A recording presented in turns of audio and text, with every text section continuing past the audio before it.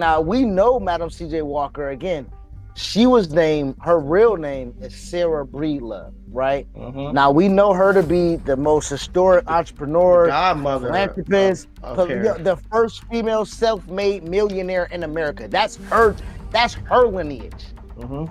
But Madam C.J. Walker was a protege. Black hair care products. Right? What we're talking about is that 4 to 7% are black brands that are mainstream Yeah. on retail shelves. So Yeah. again, that just means we're only consumers to a large base that does not disperse back into our Find economy. people that So will that is exactly. something. It's always there's always a way to find a way out of nowhere. We as black people, we have, like you said, been trying to survive, but even within the survival, people have been finding ways to thrive Right, bro. under duress, under all types of duress. It's in. What's good, everybody? What's good, everybody? Tonight we got to bring to you the receipt room. Tonight's Yes. So tonight we are bringing to you a conversation about one of the biggest industries in America as it pertains to Black Americans, to our people, and that is the Black hair care industry. So Come on. before we get into all that, I want to give our respects to Mr. George E. Johnson because on July 6th, 2026, this year, which is a couple weeks ago, just 2 weeks ago, he was 99 years old and he passed away. Mm. So he started a company in 1954. His wife Joan, and he had a $250 loan. Uh, and he got $250 loan, and he started it in their kitchen. This company on the south side of Chicago. He called it Johnson Products Company. So it was him, his wife, and he got $250 loan to start this company back in, excuse me, 1954. He called it Johnson's Products Company. He made Afro Sheen, he made Ultra Sheen, and in 1971 he took it public on the American Stock Exchange. So that's amazing. You know, he became the first black-owned company in history to be listed on the American Stock Exchange. So yeah, Ooh. he's a real pioneer. He's a real entrepreneur, a real black, like, business mogul, so to speak. One of the first to, and the first to make it to the stock exchange, but one of the ones we want to commemorate and honor. So may he rest in peace, because he had a legacy on him, and he's not really much talked about. He sponsored Soul Train. For decades, he was on the Black Enterprise 100 list. He built something from nothing in an era where black people were denied loans. So remember, he got $250 to start this. So, and him and his wife, grinded in a kitchen and then built it all the way up to a company they could bring to the stock exchange. And he did this all in a time when he was denied shelf space. He was denied access to everything the American market took for granted, essentially. And 2 weeks ago, he passed away. So tonight we want to honor him. May he rest in peace, and we want to remember his legacy. And most people watching tonight never heard of him before this sentence. So I hope tonight we can bring that to you and enlighten you guys a little bit. Absolutely. And I just want to let people know in 1954, getting a $250 loan, right? And that, and today's money, that's worth $3,103.64. Now, that still may not seem like a lot of money to you, but to receive a $3,000 loan to start up a business, honestly, me and Chidi need that loan right now. You know what I'm saying? Like $3,000 would set us straight to get us rocking right now. You know what I'm saying? So, just to put that in, and again, like you said, him and his wife, they grinded in their kitchen on the south side of Chicago to produce something that has stood the test of time. Afro Sheen, my guy, is something that will live longer than Mr. Johnson, and he was 99. You know what I'm Yeah. saying? So tonight we're going to tell you why people have never heard of him. You're right. So because the reason most people do not know George Johnson's name is the exact same reason that Dark and Lovely is French, that Shea Moisture is British Dutch, that Melee, right? Or Mielle, right? I think it's Melee. Really? is Okay. Cincinnati is a Cincinnati conglomerate, right? Carol's daughters spent 11 years owned by the same French company that absorbed the brand George Johnson built. So we're talking about all of these black owned businesses that produce things that currently the black community loves, craves, drives out their way. We just talked about my wife breaking the Target picket line because some of this shit is at Target. She got to get there to go get it. You know what I'm saying? So we're trying right now to figure out in tonight's receipt room, we're going to talk about the way that you built it, meaning us, that they sell it, they bought it, and now they sell it back to us. And we're going to get into it tonight. Let's talk about it. All right. So yes, welcome to Everything Is the Receipt Room. Who owns Black Hair Care? Listen, I'm your host, Mm. Shitty Bang, with my tag team partner and co-host, Chris the Most High, Joint Reliant told himself. Chris, how you feeling? I'm feeling good today, man. As you know, today is very special because this is specific, right? Uh this is identity politics, right? Because we're speaking directly to our black people, whether it be women or men. Got the Uh-huh. locks, right? Gotta wash our hair. You know what I'm Got my saying? We braids gotta on here. I know y'all moisturize. can't see it because I We just gotta, have, but gotta, you we know. gotta moisturize our hair. You know what I'm Uh, saying? So, um, today we're talking about something that is very specific and organic to us tonight. So I'm very excited about tonight to give the facts, to bring the research, and to do what we do best, man. We talk about things that people don't talk about. You know what I'm saying? Yeah, man, for real. We talked about everything that matters here, everything is. Please hit that like, subscribe, and bell icon if you're here with us. We really do appreciate all that stuff. And stick around because we're gonna break it down for you tonight. We're gonna break down everything that something things that you might not know that you might want to know, and more than anything, the things that you should know because in America, if you're black or even if you're not black, you should understand the power structures that exist to usurp power in different industries and how certain communities can, even if you create something, because we talked about Jeff Bezos a couple months ago where he's like, well, but to become a billionaire just create something that everybody loves, then then you'll make $1 billion. And it's like, yeah, people have made something that everybody loves and a lot of it has been stolen from them.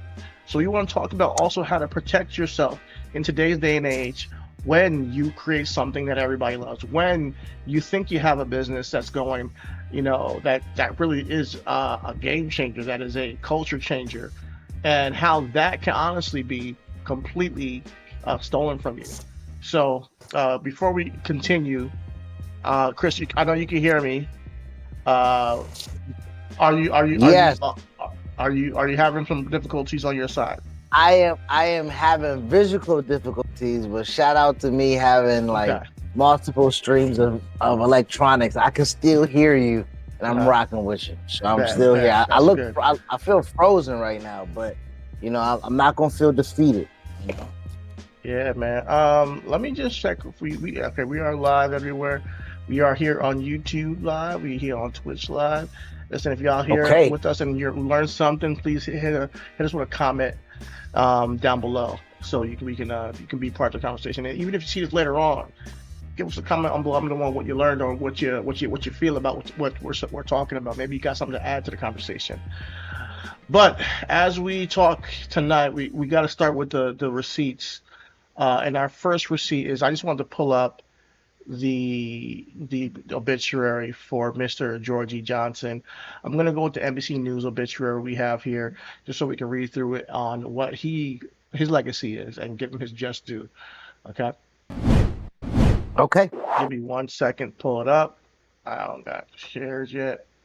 Got you in 2 minutes here. All righty, all right. Got you, got you, got you, got you.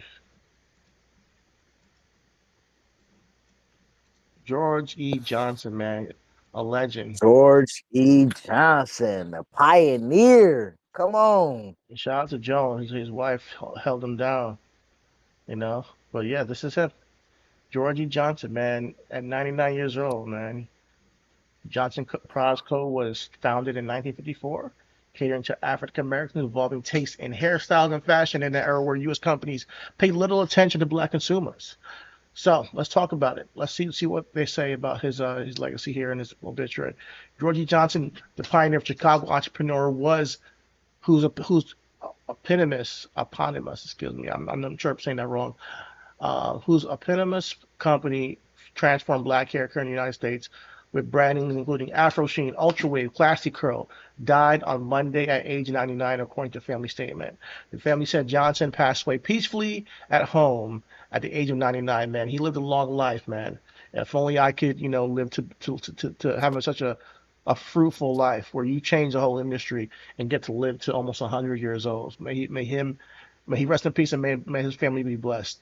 But he left behind an extraordinary legacy of entrepreneurship, faith, perseverance, philanthropy, and family. Mm.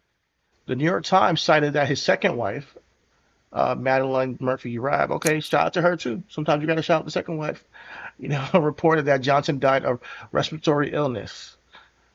Johnson's Products co-founded in 1954, catering African Americans' evolved taste in hairstyles, fashions, cosmetics, in an era where U.S. companies and advertisers paid little attention to black consumers.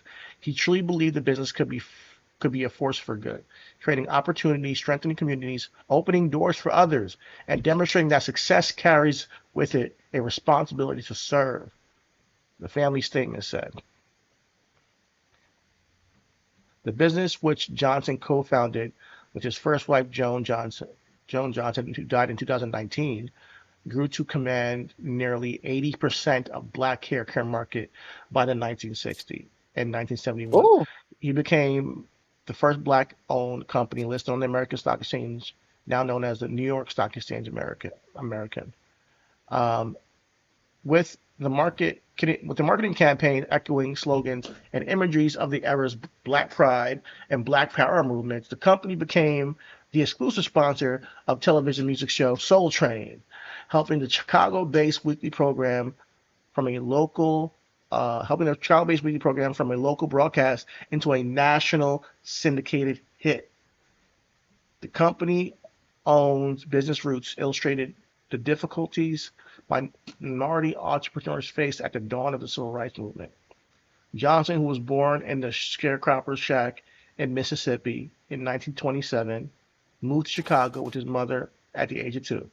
He later worked as a door-to-door cosmetic salesman after dropping out of high school and launched his own venture with a bank loan of just $250.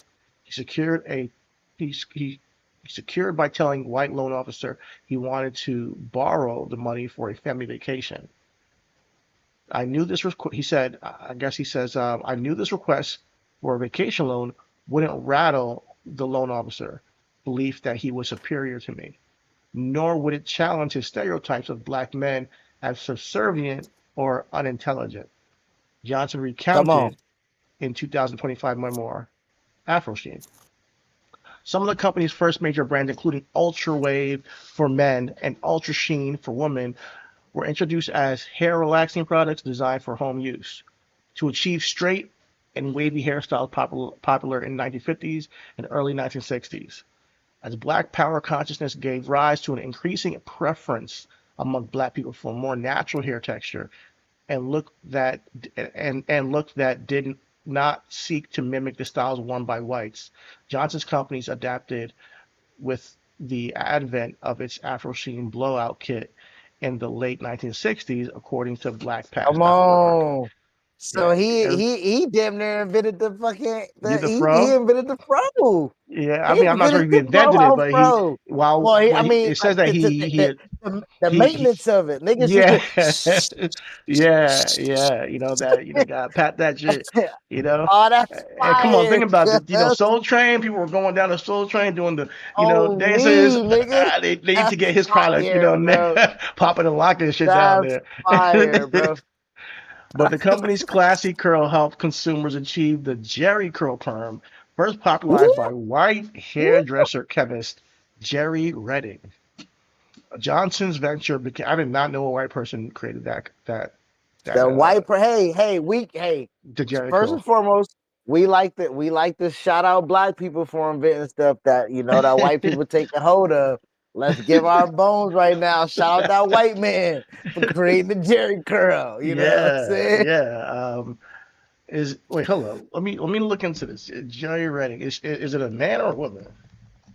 Okay, okay, Okay, okay, okay. that is also something. It's a man. It's a man. Let me just make sure you're right. It's a man because Okay. I know there's some woman Jerry's out there, spelled the same way. Yeah, it is some Jehri. it is some women Yeah, Jerry, you know what I'm saying? yeah. Johnson's ventures began to struggle as it faced competition from large hair care and cosmetic companies such as Revlon that sought out to grab market share in the increasingly lucrative African market hairstyling business. So after Johnson's divorce, ownership of the business changed hands a number of times before a majority African American investment firm acquired the business in 2009 from Procter and Gamble. Hmm. Okay. So that Okay. is, yeah, that's it. That's his obituary from MDC. Now, this was 2 weeks ago that he passed, and he's a living legend. And in a time where, I mean, not living legend, excuse me, he was a Black American hero, a Black American. He was a He living was a legend living up legend. until 2 weeks away. Yeah, Until yeah. 2 weeks ago. Yeah, two Absolutely. weeks ago.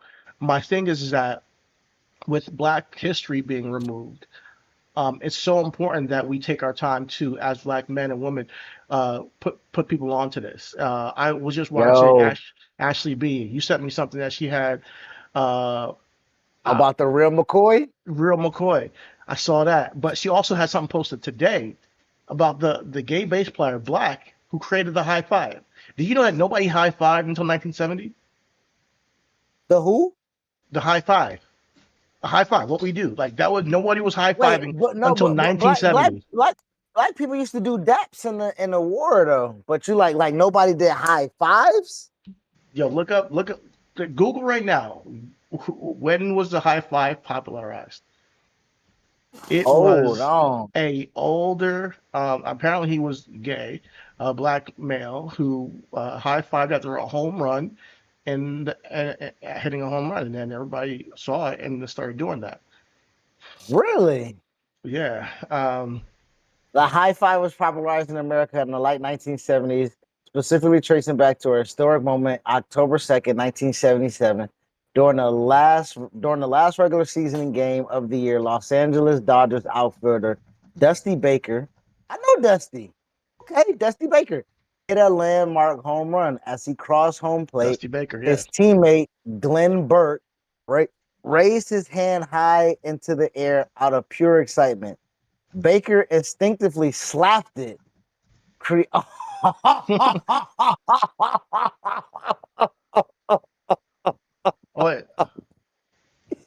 Nigga, are you kidding me? Just off of black pure instinct, a nigga held his head high, another black nigga said, and these niggas created. why did he raise his hand though? It said he raised his hand out of excitement. That's what they said it was. But like the gesture evolved from the lo-fi or giving skin, which Okay. had been a staple greeting in African American culture since 1920s jazz age. Give me Give me some skin. skin. Lo-fi. Okay. Okay. With the Okay. high Okay. five, yeah. Okay. Oh my goodness. That's fine. So after retiring from baseball, Glenn Burke, one of the first openly gay Okay. professional Glenn athletes, Burke was brought gay. Sorry, not Dusty. Glenn Burke was good. Yeah, no, Okay. no, no, not that. That's who was slinging that wood on and Yeah. off the field. Yeah. Oh man, yo, and you know what's crazy? You set me up before we went through this. As we speak about Black history, as we're talking about George Johnson, and I know growing up in middle school, and we had Black History projects and everything like that. Everybody spoke about Madam C.J. Walker, Yeah, true. right? And so, like, and also, so I want to I want to expand on our education knowledge right now and talk about that because Madam C.J. Walker was a protege, right? Now we know Madam C.J. Walker again. She was named, her real name is Sarah Breedlove, right? Hmm. Now we know her to be the most historic The the entrepreneur, godmother philanthropist, of hair. the first female self-made millionaire in America. That's her lineage. Hmm. But where she came from, who she learned under, was a lady named Annie Malone. She was a pioneering entrepreneur, inventor, and philanthropist as well. And she became one of the first black female millionaires during that time. And she founded a college, Wow. Poro College in I want Poro Poro. I want to make sure I'm pronouncing that correctly. She founded a college in 1918, Poro College in St. Louis, Missouri, and it was the first educational institution in the United States completely dedicated to the study and teaching of Black cosmetology. So Mm, she was, wow. again, as we're talking about Black 1918, bro. pioneering, 1918, bro, Started on me. college. You know what I mean? So and she was famous for her hair care products, wonderful hair growth, and she trademarked the name Puro in 1906. The name was derived from a West African word symbolizing physical and spiritual growth. So, Mm, that again, when we're talking about America and African connection and how we connect and how we're together and how it's symbiotic, right? hmm. There is a symbolism when you apply for that college, you don't even know. There's a symbolism where you're wanting to Yeah. go and apply for cosmetology, you don't even know. You know what I'm saying? Like people just like I'm gonna go because everybody think it's quick. I'm gonna learn how to braid. I'm gonna learn how to barber. I'm gonna do that. No, Especially if you already cosmetology know how to comes do from bread, you just know you need to be like, I just need to get stamped, so I can go get some bread. Nah, cosmetology is a real study, man. It's a it's a real real study. study, bro. And it Hmm. started from a real black woman in real racist America and created and founded a college, bro. So before I finish this up, I want to just give the legacy of this college. Pearl College trained over Can you share 75,000 your women screen? globally. Or Shit. Hold on. actually, no, no, Let no. me I'll find it. Are you watching? Are you reading an article? I'm not reading the article, but I'll send this article to you right now. Yeah, I'll please drop it in do. Discord. Yeah. All right, bet. I'll drop it in Discord right now. Uh, oh shit! I hit Control Copy on the other laptop. Hold on, here it is. Okay, and that's the article right now. Gender entrepreneurship, Gateway City exploring the business career of Anne Moreau, and this is from the Business History Conference, the BHC.org. Okay, so again, we're not reading something that's strictly for AI or some Google and shit. AI. Shout out to Ish, shout out to Mark. You know what I'm saying? Like, you know what We I got mean? real sources in So this bitch. we got real sources in this motherfucker, cuz you know what I'm saying? So again, labeled by a historian as the golden age for black business, the early 20th century laid the foundation for the development of black beauty culture, the largest and fastest growing industry of its time. So let's Mm, just let that sit right there, bro. And you see the years, 1902 to 1930. So let's go back and let's talk about what niggas was talking about us, about what we mm, can build, about what we can be, about what we can accomplish, about what people perceive this as. Bro, the golden age of black booming business, the roaring 20s into the 30s, we were the fastest and largest growing industry with hair care during mm-hmm. that time. You know what I'm saying? So so I just didn't want, again, George deserves his eulogy. George was the man Yeah, of his time and beyond, but he but we. also had a predecessor. He Oh, for saw these sure. women Yeah, yeah. accomplish things and said, well, fuck it, in 1954, let me get me alone. Shit. These bitches get to the chicken, nigga. Let me get to this chicken, Yeah, we rest on the shoulders of giants, and that's why it's important to discuss this kind of stuff and bring it up on the receipt room, and just to remind people that listen, man, it's always there's always a way to find a way out of no way. There, we as black people, we have, like you said, been trying to survive, but even within the survival, people have been finding ways to thrive under right, bro. under duress, under all types of duress. It's in our DNA to find a way out of no way. And I really want to just give these ladies and George as well their just due, because they set the foundation for this industry, and unfortunately, how it's evolved since then, it seems to be kind of It's robbed always an as unfortunately with us, bro. It's Unfortunately, always it's an always an unfortunately with unfortunately us, that, you bro. know. So yeah, let's go on to the buyout How, where you timeline. Oh wait, you wait, want wait, to you go want through there? You want to start there? wait, You want wait, to start wait. Do there? you want to go to the Well, proud I lady just I symbol? You just want to want talk to about I that just first? I just I just want to let people know realistically why we're talking about this, right? Just let me give you some raw numbers real quick, right? Okay, for sure. 5.6 billion. I'm gonna let that number sit with you because that's what global black hair product, black hair care market was just 2023. So that was 3 years ago that I found these numbers. I don't know. Black women specifically spend 9 times more than any other group on hair care products. So that means 9 times as more in this market. That is, come on, man. So Yeah, let's just talk about that. And so from 1954 to 2023, we had 70 years of black owned, built to corporate owned companies in this market. Now, 4 to 7% of these black brands on mainstream retail shelves, despite black women driving the market. So, like, again, what we're talking about here yeah. is that 9 times as many black people or black women are spending their money, just like the dispensary talk or Hmm. dispensary conversation we're having, right? Right, that we are at a disproportionate amount of people who get arrested for marijuana crimes when we like, damn, cuz y'all done only 2% of the market is black people. We can like now that it's legal, right? So now that we're talking about black hair care products, what we're talking about is that 4 to 7% are black brands that are mainstream Yeah, on retail shelves. So yeah. again, that just means we're only consumers to a large base that does not disperse back into our economy. So that is Exactly. something that I Listen, really wanted to harp on, man. So again, yeah. Go to any drugstore, in America yeah. right now. You got pick up a bottle. Dark and Lovely. That's L'Oreal. That's not Woof. ours. Pick up Shea Moisture. That's Unilever, or how do you spell that? How do you even pronounce that? I think that's Unilever. Unilever. If I'm Unilever. not, I All think right, that's Let me see who is Unilever. Go ahead and go Unilever. with Yeah. that, bro. I'm about to That's a, see what and that is. that's a British, Dutch multinational company.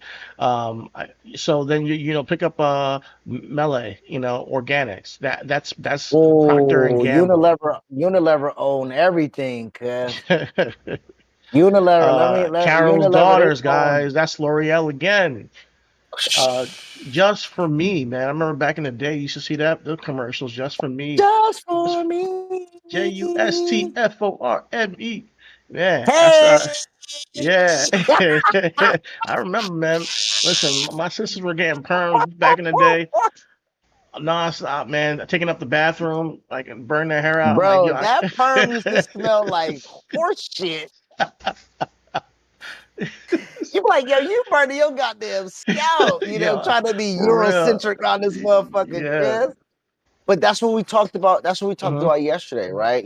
We spoke a little bit about, the Crown Act and everything like that. And Or that's I'm it. sorry, that's what we were talking about with our pre-pro, right? The things like that, like those words, those be neat, be tamed, be clean cut, right?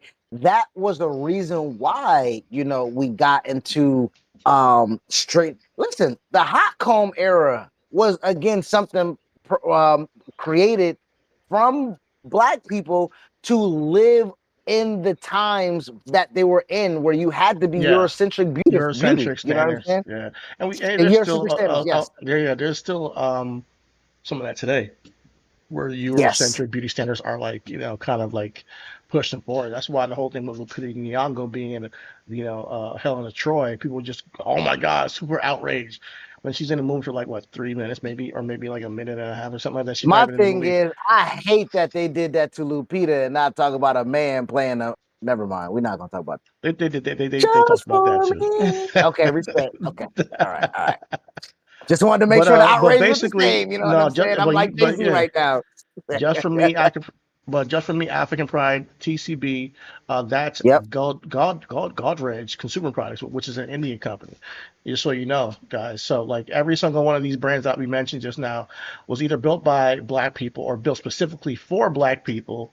And today, right now, the money whose products did the product generate, it flows to a corporate headquarter, whether it's in Paris, London, Cincinnati, or Mumbai. It's not really owned by a black individual, a black entrepreneur at Mm-hmm. this point. So tonight we're gonna, be keep tracing how that happened because this is not a receipt, guys. This is a receipt room. So we'll bring up the receipts. Let's talk about it. Let's see what we got here. I got some real quick. I know we were just talking about Unilever. I just want to. I know. I didn't want to get stuck, Yeah, but no, go do they your thing. is Lever. I think it's they're it's You, Unilever. It's the Unilever. Lever brothers. Yeah, they did the soap. They created the soap. So And where are they from? they're from uh, I think they're Dutch. They're Dutch, but their headquarters are in London. But they created formed in 1929 through the merger of British soap maker Lever Brothers and Dutch margarine producers Margarine Uni. It is currently the largest producer of soap in the world. So Unilever, as we was talking about, is the largest producer of soap. They produce Dove, Vaseline, Trim Sim, uh, Sunsilk, Axe.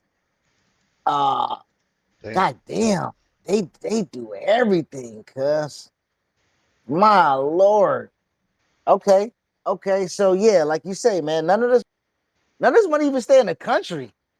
Like this, Exactly. like I could even see if it go to conglomerates of the this shit don't even stay in the country, Yeah, cuz. America's funny like that because you'd be surprised how many companies you put money into that the money's just completely like, leaving America. Like we found out like Uber's owned by like a Qatar company. Like Uber is not like Yep. even American. Like there's a lot I of thought that. that shit was in San Francisco. I'm like, fuck it, I'll fuck with Uber. It's in San Fran. Nope. It's pushing Qatar and I'm like, damn. So I'm supporting a genocide of people over there too. Let's keep it real, nigga. You know what I mean? It's some atrocities heading over there in Qatar. I was watching, and I'm a big Dan Le Batard fan. This not a side. As they were building that stadium, it a live tracker of the human atrocities happen over there in Qatar just for a World Cup to happen. That I don't think they use that stadium for anything else. Like they built the stadium just to use it for that one time, and I don't think they have a use for it. And people were oppressed and died and families so again, like you say, knowing where your money goes to impacts a ton of how you then, it's a conscious thing.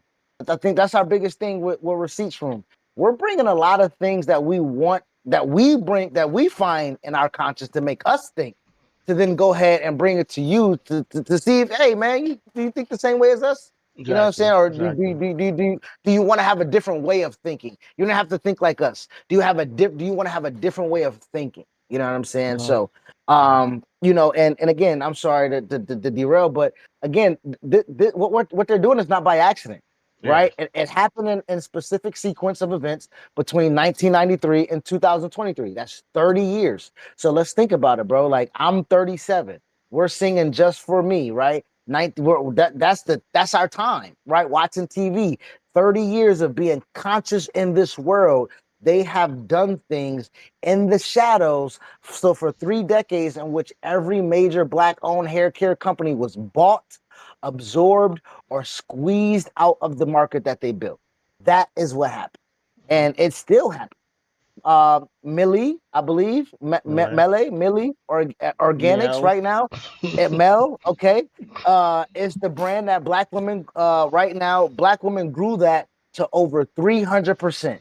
It made it a house. I can go in the house right now, no lie. I promise right now. Give me fucking 30 seconds. I can go in the house and probably literally bring out 2 bottles of this motherfucking name right now. It's a household name through word of mouth, through natural hair It's TikTok. called. I think it's Mielle. Mielle, okay, respect. Mielle. Yeah. Mielle, Hmm. Mielle. You know, shit. You know, when niggas However, ask the where I'm from, I'm American. I know how to pronounce it how I see it. Mielle or Mielle Mielle, or Mielle. Mielle. Okay, Yeah. so Mielle, right? Mhm. They sold, they sold to Procter and Gamble. Procter and Gamble in January 23. That's another black owned business that grew into profit that we do not hold equity in anymore. Right? I don't give a fuck about your board seat, nigga. You, I don't give a fuck about. Let's just keep that flat. Oh, I'm on the board, bitch. Don't Let me nobody ask give you a fuck something. about your board seat, cuz. What do you think about the people who are selling it though? Maybe they intentionally did it because, like, I wanna tell you about like I know you said '93. It starts from there. In '93, that's when Johnson Products Company was sold to the Johnson Products Company. But Oh. let's talk about how we got there. Let's So talk this about how was we get there. Yep. And see this how is much money. Cause I started something in 1954. I got it off the ground in 1994. That's about 50 years. If it's some chicken involved, I only, you know what I'm saying? yeah, yeah. Um, so this comes off the heels of the divorce settlement because in 1989, George E. Oh. Johnson lost controlling interest in the company to his wife Joan Johnson. So Black Love, unfortunately, So being split. Joan must have been the brains. I I don't know what you're about to I tell mean, me, but she is a she was woman. she must have test dummy. She was the test dummy. Her hair must have fell out. Her hair must have got straight. She must have knew the ingredients. She knew to use that egg yolk and that egg batter, but she must have known something. And George must have just been the man in the patriarchy, being able to go to the bank and get the loan. Like, that might have been how that worked, you know. Maybe, maybe. It makes a lot of sense because for the time that they did it, you know how, I mean, it's hard for him to get a loan for $230, and he had to lie about it. Like, there's no way they're gonna give a You know, woman, ain't no way that book about to go in there. you know. So, She might have had to go in there like little rascals, put on a trench coat, put on a top hat, draw on a mustache, you know. What I'm saying? for real. But so Geordie Johnson, he had to give his wife Joan Johnson. She took control over the business. She had sole control. I want to look up why they gave her sole control, but if you can search that up, you can search it up. But I'm going to search it up if you don't. Okay. Eventually, she took control, and she sold the business to a Miami IVAS Corp. I don't know what IVAS Corp is. Um, so Georgie Johnson publicly opposed the sale, stating that it was a severe loss to the black economic empowerment. So after that, there was Operation Push Boycott. Executive Director Jeanette C. Wilson stated that the boycott was organized because the wreckage, the wreckage acquisition would leave in our community regarding job loss and economic empowerment. The Exactly. protests, Operation Push mobilized community leaders who felt betrayed that a cornerstone black business was no longer owned by African Americans. Yes. And that starts the dominoes from there. Like, that's just a precedent. It's just, but it's just so crazy how it leads to. It starts with the always goes back to the breaking up of the black family. I think keeping black families together really can keep money in the community. And when we talk about the crack epidemic, how they did it to the hood, and then you talk about how the incarceration and all that stuff, over policing, they break up the black families, and it really does dilute economic power within black communities. This is not even in the hood. These are like millionaires at this point who are breaking up through a divorce, and then she ends up selling it to this Miami-based IVAS corporation. Let me find out how much she got for it. And you know what's crazy? She passed in 2019. Yeah. You know what I'm saying? My man lived a whole extra couple years out, and if they, and I know the divorce again, the divorce was what it was, you know what I'm saying? But at the same time, like you keep that from what I, you like, so Prior to the split, Joan had served as the company's treasurer and was heavily involved in managing the day-to-day operation and the finance. So she Okay. knew what the books was. She knew Okay. what it was. She knew how profitable it was. And George served as the chief executive and the public face of the business. Understand me. So, under the legally binding terms by their divorce in 1989, the divorce decree, which I can let me see if I can send that to you. I think I got uh at the time the annual revenue of their product in 1971 was 12 million yearly sales. 12 million. So Hmm. they was making 12 million yearly sales. So for her keeping it, and that, like you said, the following year, that's what black owned business on the New York Stock Exchange, on the U.S. Stock Exchange, Okay. American. Yeah. So again, by then, they selling out Afro Sheen block kits and everything like that. So um let me see what they sold it for. Let me see if I can find. Let's see if I can find.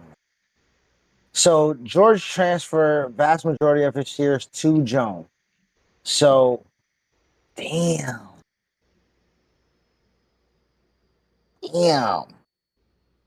damn, damn. In '93, she finalized the merger for 67 to 70 million dollars. So Yeah, I have over here 70, that it was 70 M's. Oh, what you get? What you get over I got there? 61 million. She Okay, sold it for. okay. Ah, In 93, that's a lot. that's a lot, man. A lot. In '93, them niggas thought they was billionaires making Exactly. 61 million. Cause That damn on shit me, probably felt like it. Yeah. on me. Oh man. Okay. So I mean, and we have these conversations a lot. Where I see, we get it's a we talk about the diaspora conversation, but within the black community, we see people selling their land, or when we see people not selling their land, it's always an argument. Boy, you ain't selling that land. Hell, great granddaddy gave me nigga land is key to what I'm saying. Then you got other people like shit. It's too much I land for think me. They that, giving me, it's always that. It's always that. yeah, I think that it sucks, man, because money will make people do things that harm their community for the sake of their own, you know, sustainability, their own family, And mind you, Joan is a businesswoman, right? But Mm-hmm. it did harm the black community, and it did start a domino effect of people It started selling a domino effect. It their started everybody yeah. sold after that, bro. Yeah, everybody sold Everybody after sold that, after that. And now she's good, and I'm sure she has relatives, and her lineage has probably still got millions in the bank, and so make somehow. But equity and ownership is so big right now, in this country because we are only a certain amount of this country, so there's no real power until we own land and own a capital leverage to then move policy, maybe, or to. But there's so many Black American billionaires or millionaires who are not actively they're silent within the struggle. You know what I mean? I'm not sure if they do things behind the scenes. I'm sure, like, we talk about Jay-Z, did they do things behind the scenes? I'm sure maybe she has philanthropic things she did, Joan Johnson, but being a overt, like, prominent voice of Black ownership is important, especially in the 90s, because that was like right before the tipping scale. Tipping scale came in the 2000s, where now the gap between black wealth and other minorities is it's growing. It's way bigger than it used to be. Back in the 90s, it felt like we had more millionaires, more people who were financially stable, and more opportunities with black people, and a more abundant community within the black community when it comes to business and ownership than we do now to a degree. But once we start selling that for, like, listen, 61 million, I can now build something else. My kids are good for forever. You know, I'm good. We get sold that, and I think that the long term vision of our people honestly gets sold out, at least for here in America, because it's so built on capitalism, so much built on ownership. And I'm sure that even if she held out longer, she probably could be selling it for more than a couple billion today, for sure. Or but by the time she passed, she could have like it could have gone crazy. But yeah, Well, the IVAX core that we talked about that she sold it to, ain't that what you said, right? IVAX, that's what you hmm read. It is now when I click on that, it's now Tiva API, and Tiva API is Tiva Active Pharmaceutical Ingredients, and that headquarters is in Israel. Israel. So, Gotcha. yes, Of course, it's yes, Israel. yes, I mean, Man, but that's a ton of acquisitions and foundation that they bought since the '90s. You know what I'm saying? Like it just falls in line. But what we're talking about is the active pharmaceutical ingredients in things, right? So that's something else that we want to speak on because there wasn't a real ingredients controversy after. It actually was a major ingredients disruption IVAX buyout. So I don't okay, disrespect them by saying that. In the mid 1980s, the FTC forced Johnson to place warning labels on its packaging okay. regarding sodium hydroxide. This ingredient was standard in hair relaxers, but dangerous if misused. So again, back to what I was saying about relaxers, right? That shit stank. You know what I'm saying? And so by that point in time, niggas was like, hey man, scientists was figuring out some things.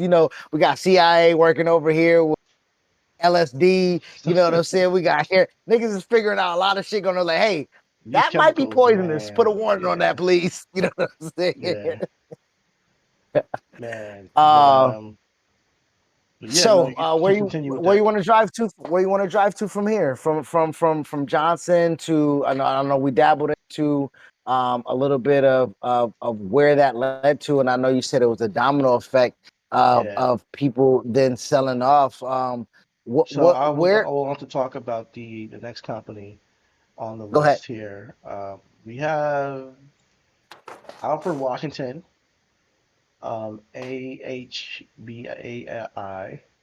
1998. L'Oreal Soft Sheen Squeeze of Black Manufacturers Retail Shed. So I want to look into that for a little bit. Let me see what that. So in 1998, following the corporate acquisition of Soft Sheen Products by French cosmetic giant L'Oreal, a major Yeah, shift we got to occurred. talk about Soft Sheen. Soft Sheen was Yeah. founded in 1964 by Gary and Betty Gardner in the basement of the shit. So shout out to Okay. Chicago. Shout out to Chicago's getting Chicago, into it, nigga. man. Nigga own me, nigga. I know we Yeah. talk about Chicago and the, you know what I'm saying? I ain't even gonna say it, But disrespect no, them no, like no. that. This But is this is the reason why like it's important to talk about these conversations because they don't. You guys, how they talk about black people in America is it's horrendous. Our bro, PR is absolutely in the gutter, and nigga, and to the worst of us get the majority of the news, and there's brilliant people coming out of Chicago like this, and I guarantee you there's people brilliant today that are not heard about. But I know there's a Chicago art scene is crazy popping right now. nigga, wasn't Riri Williams from Chicago? Nigga, they make fictional people from Chicago great. Nigga, like it's so much He said great Riri stuff from Williams, dog. Chicago, Okay, bro. I was not expecting That's what that. I'm saying. Those are Like, more I'm just real saying, people, like, though. but I'm saying, like, what I'm people from Chicago even have mythological people that are great, right? That are like, you know what I'm saying? Like, and to your point, I know that's where you're about to get to, but it's so deflating when again it's when you're not prompted up, when you're not highlighted, when you're Yeah, not shown how great you are, and the only thing you hear is about how difficult you make life you make life for others, or how detrimental you are for other people and their livelihood. You be like, bro, but when we talk about African lineage, there is that goes back to the American pride, right?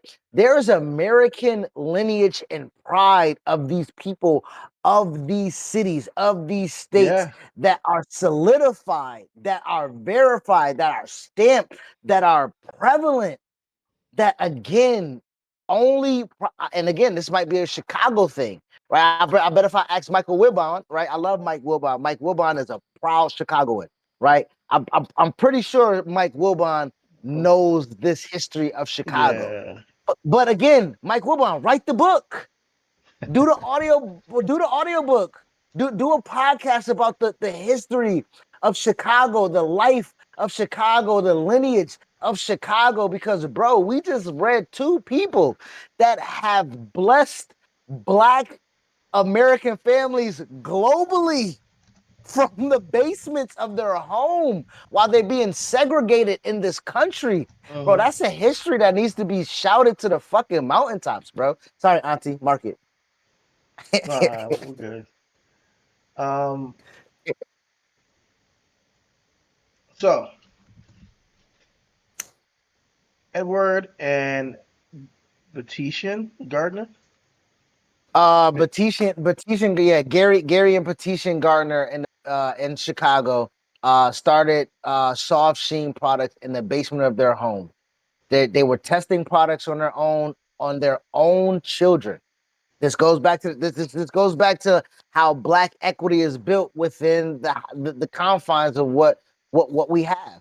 Our children are, Family. and I'm pretty Mhm. sure that wasn't a great experience, but at the same time, in 1979, when they introduced Carefree Curl, revenue exploded, and by the late 1980s and the 1990s, soft, the top US producer for ethnic hair care products with over 200 products and $94.5 million annual sales. A black Chicago family from Mhm. the basement with $100 million company. Like, come on, man. Come on, man. If that shit don't give you more inspiration, if that shit don't make me and you right now from confines of in the garage and in the upstairs bedroom to Mhm. be like, nigga, we can make a we can get us a Stephen A. Smith joint. We can get us 20 mil. No, We can dude, get us 20 mil. You it's know what I'm saying? extremely inspiring, man. The damn 100 million, man, on I don't know 1990. about Pat McAfee. They talking about Pat McAfee 65. I don't know Pat. We might have to bleach our skin for that. Bleach our skin. But man, Bro, yeah. they So let me bring up the biography of the teaching Gardner real quick, so y'all can see this. my guy. Hair care manufacturer Battian Gardner was born in Chicago, Illinois, working with her husband and business partner Edward Battian Gardner. Became the innovator of African American hair when she co-founded Soft Sheen Products in 1964. Soft Sheen Products began in a couple's basement in Chicago. Their goal was to create better hair care products designed specifically for African Americans, with branches such as Optimum, Carefree Curl. Soft Sheen Products grew into a multi-million-dollar enterprise, employing her over 400 Chicagoans. Over In 400 the city, Chicagoans. she employed 400 people from the town, nigga. Yeah. From the She gave back to town, the cuz. community. Exporting to Canada, the Caribbean, West Africa, the company became a global force, eventually being purchased by L'Oreal Group in 1998. From the Yes. beginning of her business activity, Garner sought to see it each of her children were also involved in social products, a staunch advocate for the arts and African American theater. Gardner helped to revitalize the old Regal Theater by contributing millions toward the purchase of the once dormant Avalon Theater in 1987. As further testament to her commitment to the arts, Gardner also supported the new Regal Theater Foundation and acted as a chairwoman of the Chicago Sinfonietta's honorary board of directors. Gardner and Edwards, her husband, over 50 years, raised four children. Gardner was interviewed by history makers in August 2026 August 26, 2002, excuse me, and Batiste and Garner passed away on December 19th, 2023, at the age of 93. Oh Rest in my peace, God, man. rest in peace. Hey, shout out to these beautiful black people. They, I'm sorry. Sorry, Living, Auntie. living a long Living life, into right? their 90s. Yeah, That's a blessing. it really I'm on that is. old tonight, Auntie. I'm on that old tonight. So and I need to but living into your 90s blessing. Creating something during a time of depression, during a time of adversity, during a time of rebelliousness, during a time of revolution, right? Those are all of those things happening during that time for a dark skinned black African American, right? And I'm going to use the term African American as my brother is an African American because we are African Americans, right? Mhm. So as an African American in this time, being demonized, being uh, uh, um, uh, ostracized, being left out, right? A family in their home, creating like, bro, I watched the Rugrats. Stu was in that basement creating some shit. And Making honestly, toys. he ain't never make no soft sheen, cuz he was in that basement making he was in that basement sneaking it up, my guy. Like so he ain't never made nothing that put Tommy and Dill Pickles through private school. Right? We talk about these beautiful black people that did not have the luxury that took the time out to build a brand and build a lineage and build a legacy. And I think the most damning part to me that is frustrating for me is that as I'm reading that at a time their revenue that $94 million, but then they sold and was acquired for only 160 million, Yeah, so right? And July. and and, and that's the thing that uh just Yeah, ah so that was two. That's the second company. July 1998, French cosmetic giant L'Oreal announced the acquisition of Saucony Products, the largest independent black-owned hair company in the United States at the time. That was the largest independent black-owned hair company in the United States at the time. In response, Alfred Washington, then chairman of the American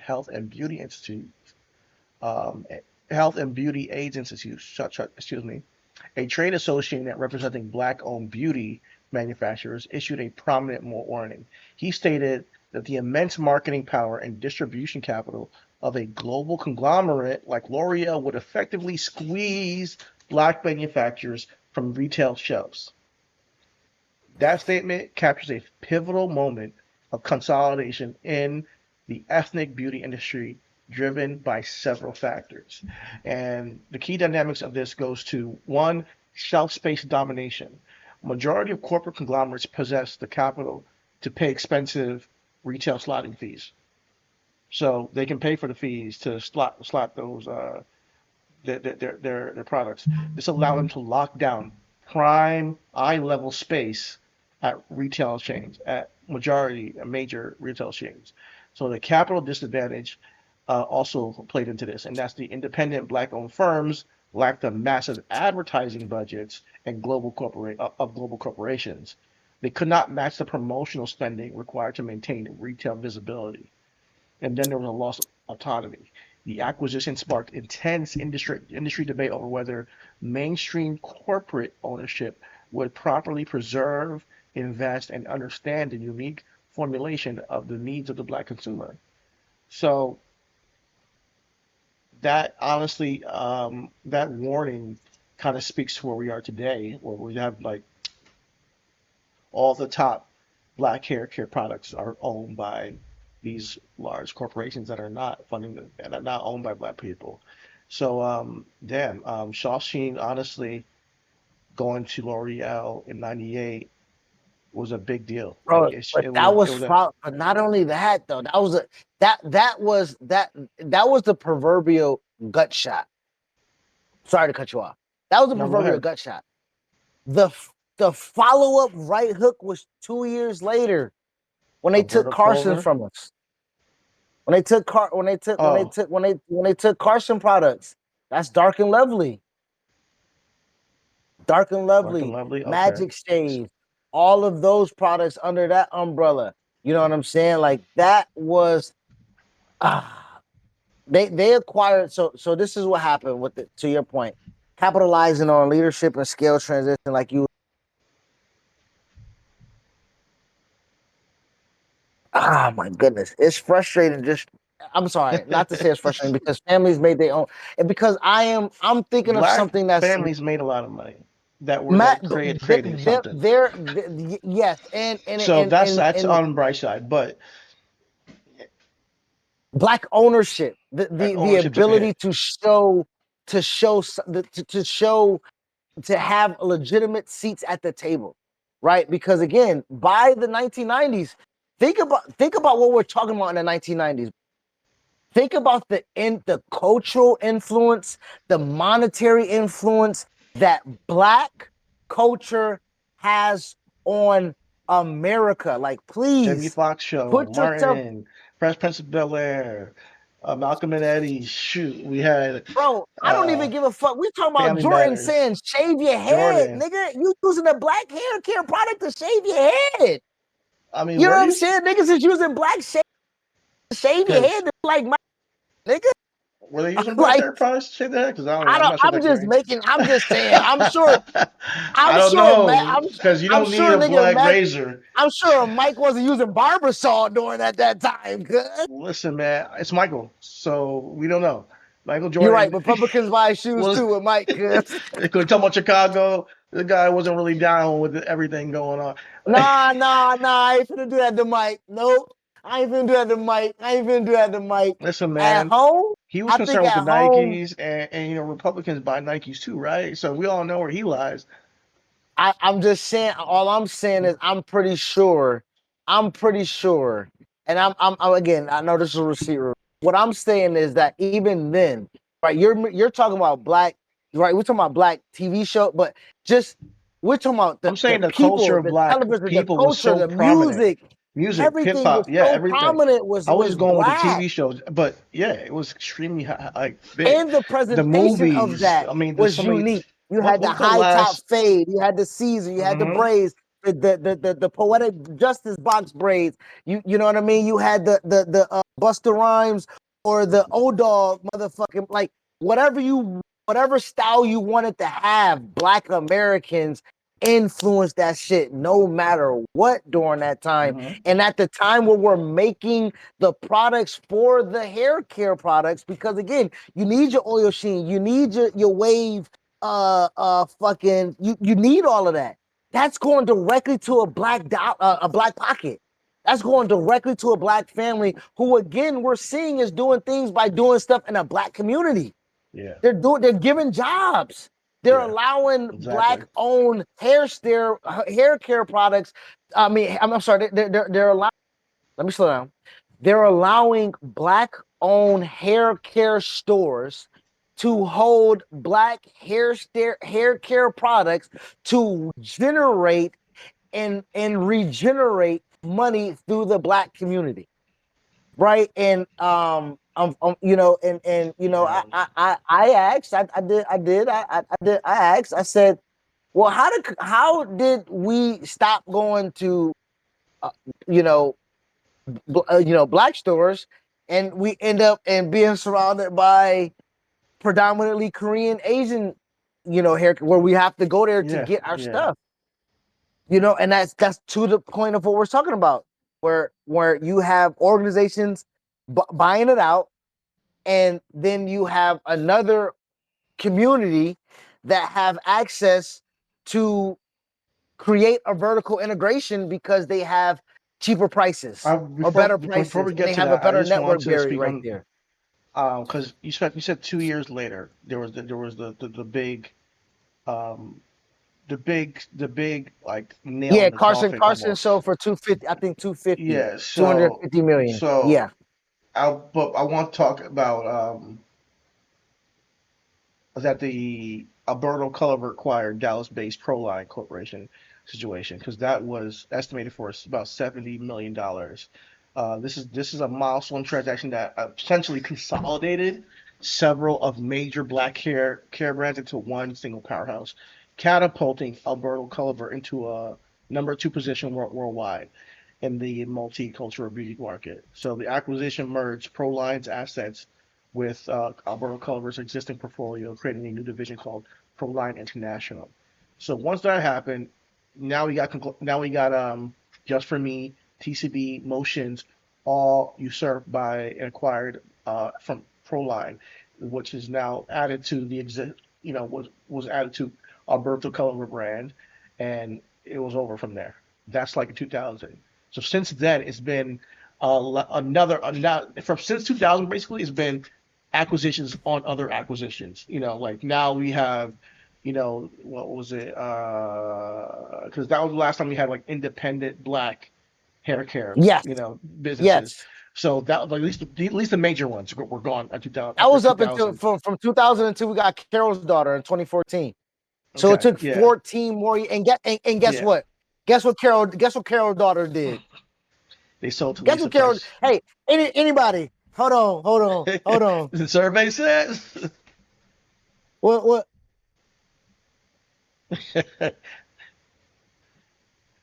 Yeah, man, they sold Hold to on. Lisa Damn. Price. You got About to get disrespectful. I'm sorry, to black people. I'm about to get disrespectful on these brothers. Look, Carol daughters in 2014, baby girl. You seen what happened prior to. You've seen what happened ever since. You see what happened and what we was fighting for at that time. We have a black president, right? 2014. We need to be trying to own everything at that point. We need to just be trying to buy. Nigga, we don't never know what's about to happen. Keep everything black, everything that was original, everything that's organic. Music at that time, we're arguing with right now. We're talking about at that time how black musicians didn't keep masters, didn't stay away from streaming, didn't read into that. Like we sold so much in a time when we needed to own so much because after that we're a decade after, 12 years after, and we don't own a motherfucking thing as a fucking community, bro. So Sorry, L'Oreal Auntie. acquired Carol's daughter, founded by My Lisa God. Price in October 2014. At the time of the acquisition, the pioneering multicultural beauty brand was recording 27 million in net sales. The financial terms of the deal were not publicly disclosed, though publications like Black Enterprise covered the milestone extensively. Price originally started the business in 1993 from her Brooklyn kitchen, mixing all natural hair and body care products. Prior to L'Oreal acquisition, the brand built a massive following and a roster of celebrity investors, but eventually faced financial hardships and filed for Chapter 11 bankruptcy. So they had bankruptcy 2014 for the buyout. So essentially, the core reasons of the bankruptcy were, according to documents signed by Chief Financial Officer John D. Elmer, was that most brick and mortar stores had been unprofitable since 2010. So while the brand grew rapidly through a wholesale partnership with massive retailers like Target, Sephora, and Ulta, running its own standalone boutiques came too costly. So Target, the parent company of Carol Daughter Holdings, did not file for bankruptcy. The filing exclusively targeted the retail stores. So yeah, the filings reported basically assets and liabilities, each ranging from about 1 million to 10 million in debt and assets. But, So but I do want to I do want to be let's be clear though. Let's be real clear. There is a ton of R&D poured into other people's books to buy other people's stuff. Let's just keep that first and foremost. yeah, yeah, L'Oreal knew. of Okay, course. they have a track record. Yeah, already. We But talked they about they it. bought everything else. They bought everybody else. They were looking. This They is a were game. they This were is a game of monopolizing the competition, and it's the same story in everything we talk about, bro. It's try if you see look a company that is super already has a crazy head start and owns like such something internationally or something, and then they start to like fuck around with the little people and then buy them out. Ticketmaster, Live Nation, like this, then they start to work together, and then they bound together to then weed out the other market, and over time it becomes monopolized because the money is just too much. On top of that, so let's say you so we just talked about two stories. We talked about well three. We talked about the selling of Sheen. We talked about the selling of Johnson Company and the selling of just now of Carson and Carol daughters. Carson Carroll Dogs. Yes. So when I'm talking about when I see so what we have two different ways. People, obviously divorce happened, they sold for a lot of money. Then we have certain people have different acquisitions and sold based on the offer they got.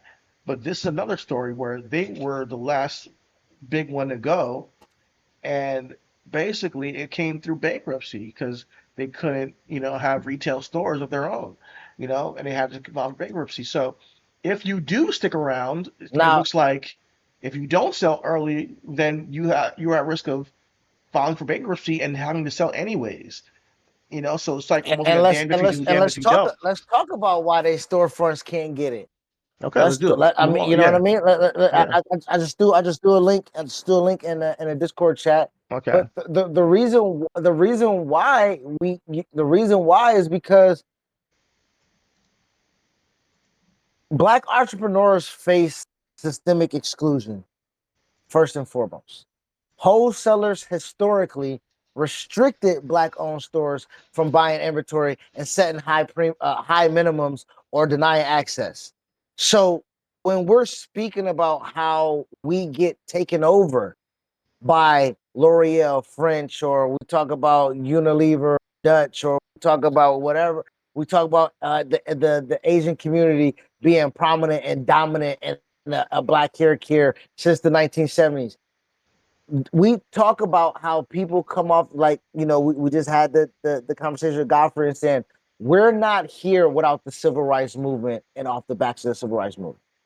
So fast forward literally 6 years into the 1970s. 1970s come, we have now Korean immigrants who now utilize specialized community loans that again we just said black people are not able to get, loans that black people are not able to access, things that that are documented, that are not privy to us. Yeah. They then have foreign capital to then open up retail stores, right? To now then buy when L'Oreal, right, purchase, they can get it at a cheaper price. They don't have to. First of all, they got the loan they got the loan. They got outside money coming in, sending in from the storefront, and they work together as a unit and as a community to build upon one another. And now they can get the product at a cheaper price. Yeah. Yeah. It's a Again, whole. black products that were bought out that can't be sold back to black people at a price to where we got black storefronts, we got black communities, we got black neighborhoods. We're selling it to black people. No, drive out your way to fucking go to Target in another county. Drive out your way to go to Walmart, to go to a big retail to give them the money. Drive to a like you see how we are now etched out everywhere. We're boxed And then out people want to tell you there's no everywhere. systemic racism, and they want to say there's no systemic racism. So, and it's hard to explain because the details, the devil's in the details, and when you go down to the details, it's in everything, bro. To make a buck, you have to freaking be almost like, you have to have so much money, and to counteract so many different disadvantages, it's like Bro, unrealistic. But if well, let's Asian Americans own 70% of black beauty supply stores let's nationwide. let's talk. Let's 70%. That's so out fucking outrageous, bro. Sorry, So I'm I'm gonna no no no I'm cool. I'm gonna take you to the article you guys just that he just sent me. We're gonna take it to nprnews.org where we can look into the roots of tension, race, hair, and competition. It's an article that's you can find on nprnews.org. It says roots, tension, race, hair, competition in black beauty stores. So let's take a look at it. It says Karen Coffee opened Bella Beauty and Hair in January of 2017 with lots of optimism and a stylish eye for hair extensions and other products tailored to African American women. She thought that it would be enough to succeed, right? She didn't realize the game would be stacked against her before she even opened the door. So like black entrepreneurs, excuse me, like black entrepreneurs before her, Coffee quickly discovered that behind the beauty supply storefronts that dot the nation's urban neighborhoods and suburban shopping plazas sits a multi-billion-dollar industry for black hair products that's run largely by South Koreans and does not cede its power or market share without a fight. Koreans cornered the market decades ago by controlling the manufacturing, distribution, and retail sale of hair extensions, the moneymaker of the industry. African Americans own African American owners believe Korean wholesalers shut them out and only supply Korean retailers. Coffee says she's seen that firsthand. Some Korean yep. wholesalers she said have denied or ignored her request for products. Meanwhile, a new Korean owned store that opened across the street a month before her has some brands she can't get. All of it's run by Koreans, she said. Coffee, 32 years old. A lot of them don't make it easy for blacks to get in. I didn't know it would be this challenging. Korean wholesalers deny any preferential treatment. Um, they did, yeah, Korean Shake and wholesalers, go.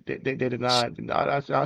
I'm Yeah, bad. they deny But any they, preference. But uh, why why would would they they admit admit to to that? it? Yeah, exactly. So, Shake and Go, which supplies coffee nearby competitors, said it works with retailers based on local competition and other exclusive economic factors, and the choices are far from being discriminatory. Okay. Coffee, though, says those statements are run contrary to what she and other black beauty supply owners experience daily. Coffee's part of a growing number of black women here and around the country determined to persevere, even if it means bypassing the Korean supply chain. They're going to extreme lengths, employing innovation and grit to do so.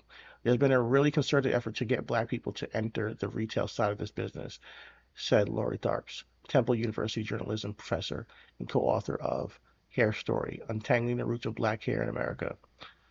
There are success stories, she added. Some black people are finding alternative suppliers and moving past this idea that Koreans are keeping them out of this lucrative space. You have to carry hair. Succeeding through means of finding a niche and navigating a global system that keeps enough secrets to keep others out. Joyce Eoway, owner of Pampered Hair Haven in Columbia Heights, found that success, but it wasn't easy and it wasn't cheap. Eoway paid to learn all aspects of the trade and even traveled to Asia to meet manufacturers. Mm. She makes custom weaves and wigs by hand with materials directly from suppliers in India and China. Her clients are all over the country. In case of Ebony Dickerson, she had to reach back to her old career in corporate America to launch her new one in the beauty supply industry. The Minnetonka resident wanted to specialize in authentic Indian temple hair shorn for religious reasons in Hindu temples, but knew no Indian manufacturers. She says, but I had to work with executives in India when I worked for IBM, she said. One of Come them on. agreed to work One of them agreed to do the groundwork for me. He had no idea about the industry but wanted to help. He and his wife went around to different suppliers and found me one for my business. Her and Roseville-based company, Lachique BSB, started in 2016. Black Security Supply has long been a lucrative business. It made Madam C.J. Walker, an African American manufacturer of skin and hair products, the country's first female self-made millionaire of any race. and that was in late 19th century. Today, the global industry is pegged to be about $9 billion. In 2015, more than half of black women reported buying hair products compared to about a third of white women, according to the report by Mintel, a market research firm. Korean Americans own more than 70% of 10,000 beauty supply stores nationwide, where a lot of that spending is done. It's been one of the sore spots in the community where we spend all this money on our hair, but we're not reaping any of the benefits from that money, Tharp said. The perceived economic imbalance that has spawned resentment and racial tensions. Complaints about the experience in Korean owned stores are common, and they're not welcoming, or shopkeepers shadow their customers suspicious of theft. That issue flared last month in North Carolina when a Korean store owner accused a black customer of shoplifting and was caught on video kicking, tackling, and putting her in a chokehold. It led to protests, boycotts across the chain, and call for black-owned stores to take back the industry. Korean merchants didn't usurp black entrepreneurs. Historically, African Americans have been involved in manufacturing of products and styling hair and beauty salons and barbershops. But Korean immigrants innovated the storefront model in the 1960s when they began selling wigs to African American women. Before then, products were sold door to door. There was no takeover of this market, Tharp said. It was a market that was organically grown from wigs to other hair products, and it grew into what it is today. Immigrant groups commonly cluster in a sector of an industry, leading to domination or monopolies. And the black beauty supply store is an example of that. This was low-hanging fruit for the Korean community, Tarp said. And once they started, they helped other Koreans who were looking for a business opportunity. Their foray into business was also during a time of white flight, and few business owners were willing to establish in black neighborhoods. A lot of Koreans were willing to take the risk. They saw a business opportunity that others didn't see, said Sam Huang, vice president of the National Federation of Beauty Suppliers, a trade group of Korean American stores. Koreans embraced those neighborhoods, and they control the market today because they took risks and were first to get in. The proliferation of Korean-owned stores accelerated through the black communities nationwide during the 80s and early 90s when styles with hair extensions became popular, Huang said. The black hair market shifted from chemicals like Jerry curls to hair extensions, he said. More and more retailers showed up and benefited the major hair companies that started it in the beginning, like Shake and Go. They are gigantic. They grew by hundredfold, 200-fold since when they started. Plants in South Korea evolved to manufacture more packaged human and synthetic hair produced for Korean-owned, US-based wholesalers that supplied Korean-owned retailers. Even when manufacturing shifted to China to cut costs, the supply chain stayed put. Today, hair extensions account for at least 50% of sales at beauty supply stores. Coffee, Yep. though, says that major suppliers have denied her request for popular products because stores nearby already carry that company lines. You have to carry if you want to survive in this business, she said. The new store And across the that's why I street. said that the net. I'm sorry. That's why I said the network that's where the network barriers are. That is where the network barriers are created, and that is why there is a big. There should be and need to be a big shift in what, how, where your hair is tend to cared for, Uh-huh. right? Think things like information like this, and I know we got a little bit of ways for this article to go, but with situations like this, there needs to be an understanding of there's a legitimate reason why when you go to that Korean store that they can price the way that they price. Right. I think I literally just had the conversation with I went to the I went to the hair store for Ivana. I got 3 packs of hair. I got her 2 packs of 52-inch long shit and then a pack of yellow braid of red braiding hair. Y'all know the yaki. Nigga, $97. I told Ivana shit, you gotta get that up. I need that, I need that back somehow. You know what I'm saying? You got, you got to get that back in some shape, form, or fashion. Cause this is ridiculous. You got to pay $90 for the hair, and then you Mm. got to pay the stylist for the hair, and then you got to go back to whatever store to pay for the hair care products maintenance. Nigga, you done spent about a good, not even exaggerating, that's about a good $500 on hair. That Yeah, probably won't last you through the humidity of Florida because it's hot as a motherfucker. And she took those braids out. yeah, I it's a paid for lot, that man. hair. Nigga, it's a lot. Yeah, it's a It's a lot. lot Yeah, but for them basically, to price us out like that. yeah, I I think that what I want to take from this article, because I know there's more, but y'all can read it at nprnews.org. Go to Black Beauty Shop's Korean suppliers' roots and of tension and roots of tension. Excuse me. So sorry, my eyes are hurting. Shout out Um, to Iyawe too. She's a native Nigerian oh, okay. that moved to 2000 that moved Yeah, here in 2003 to launch her business, relocated city, and then noticed a gap in Minnesota, and then she boom, bam, you know what I'm saying, set up shop. Then she began is to she the one that went so to Korea to learn but yeah, manufacturing? yeah, you Uh, know what I mean? So, yeah, that's yeah, fascinating, man. That reminds that's me fire. of the Rip McCoy. He went to Scotland, got a degree in engineering, and still couldn't find a job, and he still innovated, so sometimes it takes us going out of the country to go to the root of how learn the industry, and there's a lot of Learning barriers, history. but there's a lot of barriers to that, for that cost to, not everybody can travel outside the country and learn a trade like that, and then start from the ground up. So you have the manufacturing and you have the retail, because that's crazy. Because I'm sure she's making a ton of money for all. Because she Yo, can't, she don't got she to is rely on.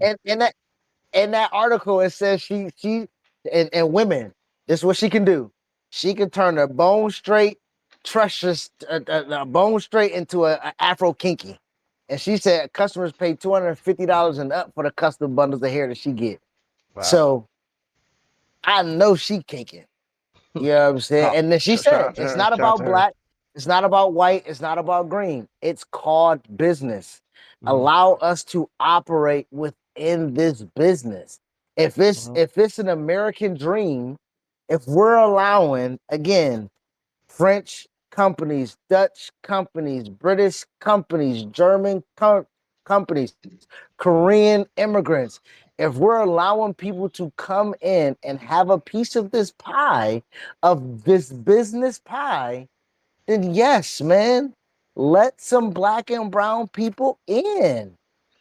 Yeah. That's really frustrating when The we look at relationship these with the receipt rooms manufacturers. sometimes, man. It really is. The relationship with the manufacturers is key in any Yes. business. And And if in you're any just on the capacity. Yep. retail side, yeah, the manufacturing is key. That's why a lot of American businesses are struggling right now because of the tariffs. And you're relying on a manufacturer to bring, to get taxed, and then you got to pay the tax, and then so when it comes to, then you got to pass it on to your consumers. When it comes to an industry, I think that manufacturing is key. Like, always try to, like we talked about the weed industry. Me and you were trying to like say, if we do it, you gotta grow it. You can try to just make a dispensary, but you gotta be Now on me. responsible for, the Yep. growing, yeah, of where it comes from and all that stuff. And then they're And gonna me and you, tax, we was trying to learn and how then to, and we had to learn vertical integration with that. So like that was exactly. our for us to learn for us to really do it the correct way. And even right now, we just talked about it. Me and you, with our financial situation, even with our education and what we know, to get a storefront, to pay for applications, to do, we will have to move to another state. Both of us. I don't think New York does it, and Florida definitely do. Like me, you got to move. You know what I'm saying? Like Uh, we have to move to a state that like will help us to get past the fee portion get Hmm. a business equity and try to get a business loan through Get there. And like we first would we need have to to, get some land, man. yo, so we can grow, man. Like, we need Oh some fucking man, acres. I just come was on. watching. I know it's a side note, but I was America watching owes that 40 acres, cuz.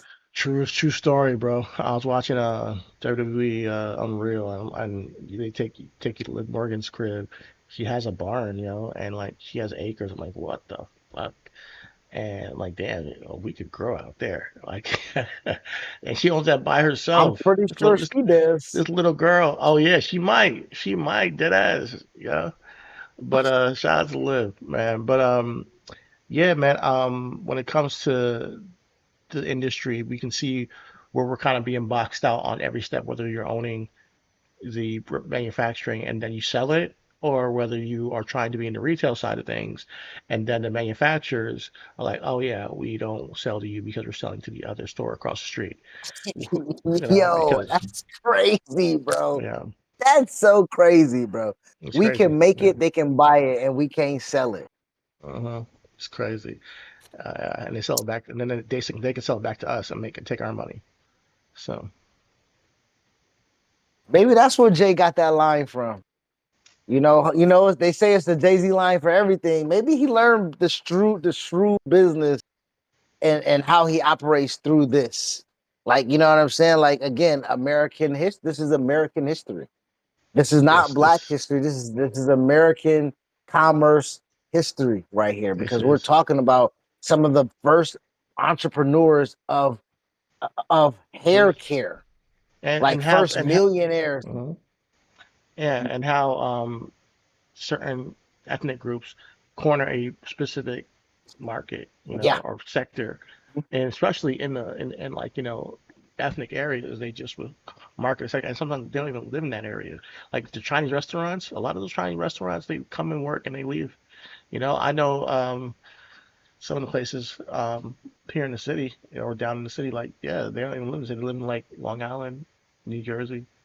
They just, get out there early, get going. But to bring it full circle, we are making a little bit of a comeback with Pattern Beauty, which is a yes, completely independent, black owned and black founded yes. hair care brand, founded by CEO, actress, and my older brother's like dream crush, Tracy Ellis Ross. The company is Come dedicated on. to exceeding the beauty needs of coily, and textured hair community. Ross maintains majority ownership and full creative control. While she could not self-fund the venture initially, Ross brought a fully formed concept to strategic partners and successfully maintained majority ownership. He serves as the That's great. founder and CEO, partnering with executives like co-CEO Christine Pendav- Pendarvis to scale the business. Excuse me. To explore the shop, the product lines, you can exhibit, you can visit Pattern Beauty website or browse Pattern Beauty Amazon store. So shout out to Tracy Ellis Ross and her business partner, uh, Christian. Is that Christian? I'm sorry, but shout out to Tracy Ellis Ross. That's Azuka's number one crush. I mean, nigga, she got some lineage, boy. Mike crashed Yes, over her mama. he Diana, did. Diana, one of the ones, nigga. Yeah, when we were in Michigan, we had a whole conversation about that. I pulled out the lyrics to Dirty Diana. I was like, holy shit, this is a diss record. You know, it Man, is a he may real not diss like us record. before, not like us. He really did, though. That shit's fire. That's one of my favorite Uh, Michael Jackson songs. But shout out to her daughter, Tracy Ellis Ross, doing her thing, man, and putting on for uh black ownership in another one black. I want to bounce off you was Rebundo. It's an innovative brand right now who's solving scalp irritation by creating the first U.S. plant-based non-toxin braiding hair extension made from banana fiber. So I just wanted to go Rebundle? ahead and, huh? Rebundle? Rebundle, yeah, Wow. rebundle. I'm about to send it to you in the. I'm about to send it to you in the in Discord. Most def, most def. Rebundle. Yeah, yeah. Rebundle. They got an Instagram page. So ladies, you know what I'm saying? Y'all go to their Instagram page. I know they might tax you, but let's research let's recircuit the money back in the black community. You know what I'm saying? Camille Rose, yes. That was another Mielle one Rose.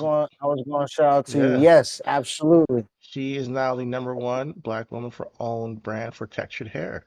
Shout out to Camille Rose. So, as you can read here on uschamber.com, Janelle Stevens, the co-founder of Camille Rose, spends a great deal of her time Come on. on the road speaking to customers about her founder story. Her connection with shoppers is one of the reasons her brand is number one black owned woman. Number one black owned, just number one black owned. Let's be clear. Woman owned texture care brand in the U.S. market, according to Nielsen. Um, so yeah, I'm not gonna read the whole thing like before, but I do believe that this is worth a read if you want to know about her story. I want to just give you all the spark notes on this. Give me one second to get. Beyonce coming for your she coming for your crown, queen. What's how you pronounce the Beyonce shit? You know what I'm saying? 'Cause she might be the new number one black woman owned brand by next year. Because they put that propaganda out that she took out Jay-Z dreads in 4 days. Cause I know a lot of niggas went to Target to go buy that, my guy. Yeah, yeah, man. So it was founded. Her Camille Roses was founded in 2011 by Janelle Stevens. So she was originally started mixing natural food grade formulas in her kitchen to treat her five children's severe eczema. And Come unlike many on. prominent black-owned hair care brands that have been acquired by major conglomerates, Stevens launched the enterprise with outside financing and continues to maintain full ownership as CEO. So shout out to Camille Rose. She's putting That's on fire. for black ownership today. Number one black owned uh, hair care products. Sorry. Yeah. So we're still out here. We're still out here. Support. I know you can find her in Walmart and where we're boycotting Target. But yeah, shout out to Camille doing her thing. Shout out to my nigga Ish. Are we boycotting Target? Because I heard it was over.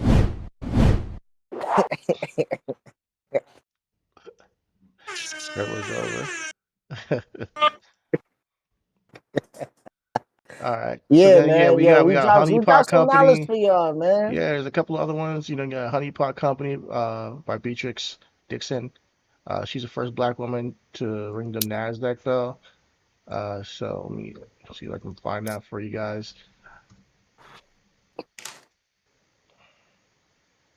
We got Oh wait, hold on, time melanin out, time hair. out, time out, time out. The Honey Pot Company is no longer majority black owned. In January 2024, the personal care brand announced a 350 million sale of its majority stakes to investment Mm, firm Compass Diversified Holdings. Founder Beatrice Dixon and her original leadership team retained a significant minority stake, but it's not full. Disney continues to run the minority. CEO. We don't care about your motherfucking seat, cuz she sold that shit for 350. Oh, she did not make history as the first black woman to ring it. She did not. She did participate in a prominent Black History Month Nasdaq opening bell ceremony in 2023. So, yeah, you're not the first one to do that, and you sold. I mean, it's a lot of money, 380 million. I mean, I get it. It's a lot. I mean, it all depends on how much debt you gotta pay off, how much you gotta sell, get back to your investors. If you only cleared 100 million, you sold for 100 million. Now, again, 100 million, when you get that, you gotta pay taxes, right? So after that, you only clear it for what? 60? 6 depending on where you at, 65. Possibly, So yeah. if I'm just throwing Ronda because maybe she cleared for Right. 200, right? You know what I'm saying? Now, maybe you pay back 80 million in debt and give back to your investors. So you walked away with 180 million to you if you sold for 380 and you had to pay 180 million to debt, pay off investors and everything like that, clear, wipe the book, everything, and you walked away with 200, right? $200 million taxed at federal tax. Look, how? How much do I take home of 200 million after taxes living? And do we want to say the most highest tax state or was a median tax state? What are we doing? Highest and one of the highest tax states in America. Let's just say highest. Just to you will Clear. bring home, you will clear 99.4 million if you lived in California. Okay. So If I'm you clear in like, if you California. if you lived in California and right now currently holds the highest state income tax rate in America, that that is 99 million. So you didn't So you had to give 100 million in taxes after paying 180 million to your debtors and investors, and clear. I mean, in your lifetime you clear 99. I ain't gonna hold you, Chidi. I don't know. I don't know. I don't know. Remember, we asked. We said, "What is the cost of reparation?" Right? What is the cost for black people to be set even, for America to wipe away their sins and say, "Hey, we don't ever, please don't ever bring this up again." What will be the cost for this one particular family, for this one particular person, for this one particular, again, following in the footsteps of those they received their reparations in a sense. no, he did. They did not receive the reparations. They earned that. They earned that. Okay, You okay, know, this okay, is from the ground up. okay, Matter of fact, they probably would be further along if okay. they did have reparations. But that's my take. Oh, Uh, come but on, drop yeah, I'm that. just but that's my take. I mean, hey, I guess that's how I look at it. But yeah, now there's well, I listen, I know right now it's tough for black hair care in America. With the DEI backlash, there's been a growing wave of political and legal pushback against corporate diversity initiatives led to pro-black and inclusive training, retail shelf space allocations, and specific minority grant programs. So even with that, well, there's still an uphill climb. But keep hope alive. I will say keep hope alive. I mean, um, Mm.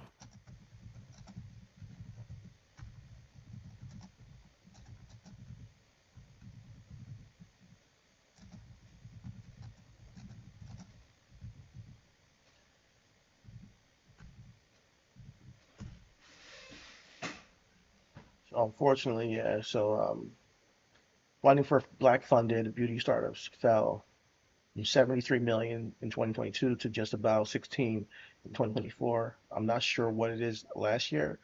I'm not sure if it's keep on driving or if it changed, but that's a 78% drop in just those 2 years. So it's declining is the trend right now.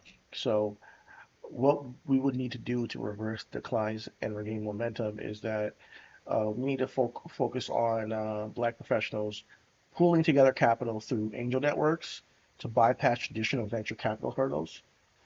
We need to also have founders that can utilize community developed financial institutions, that's CDFIs, microloans, and crowdfunding instead of relying solely on equity based VC funding.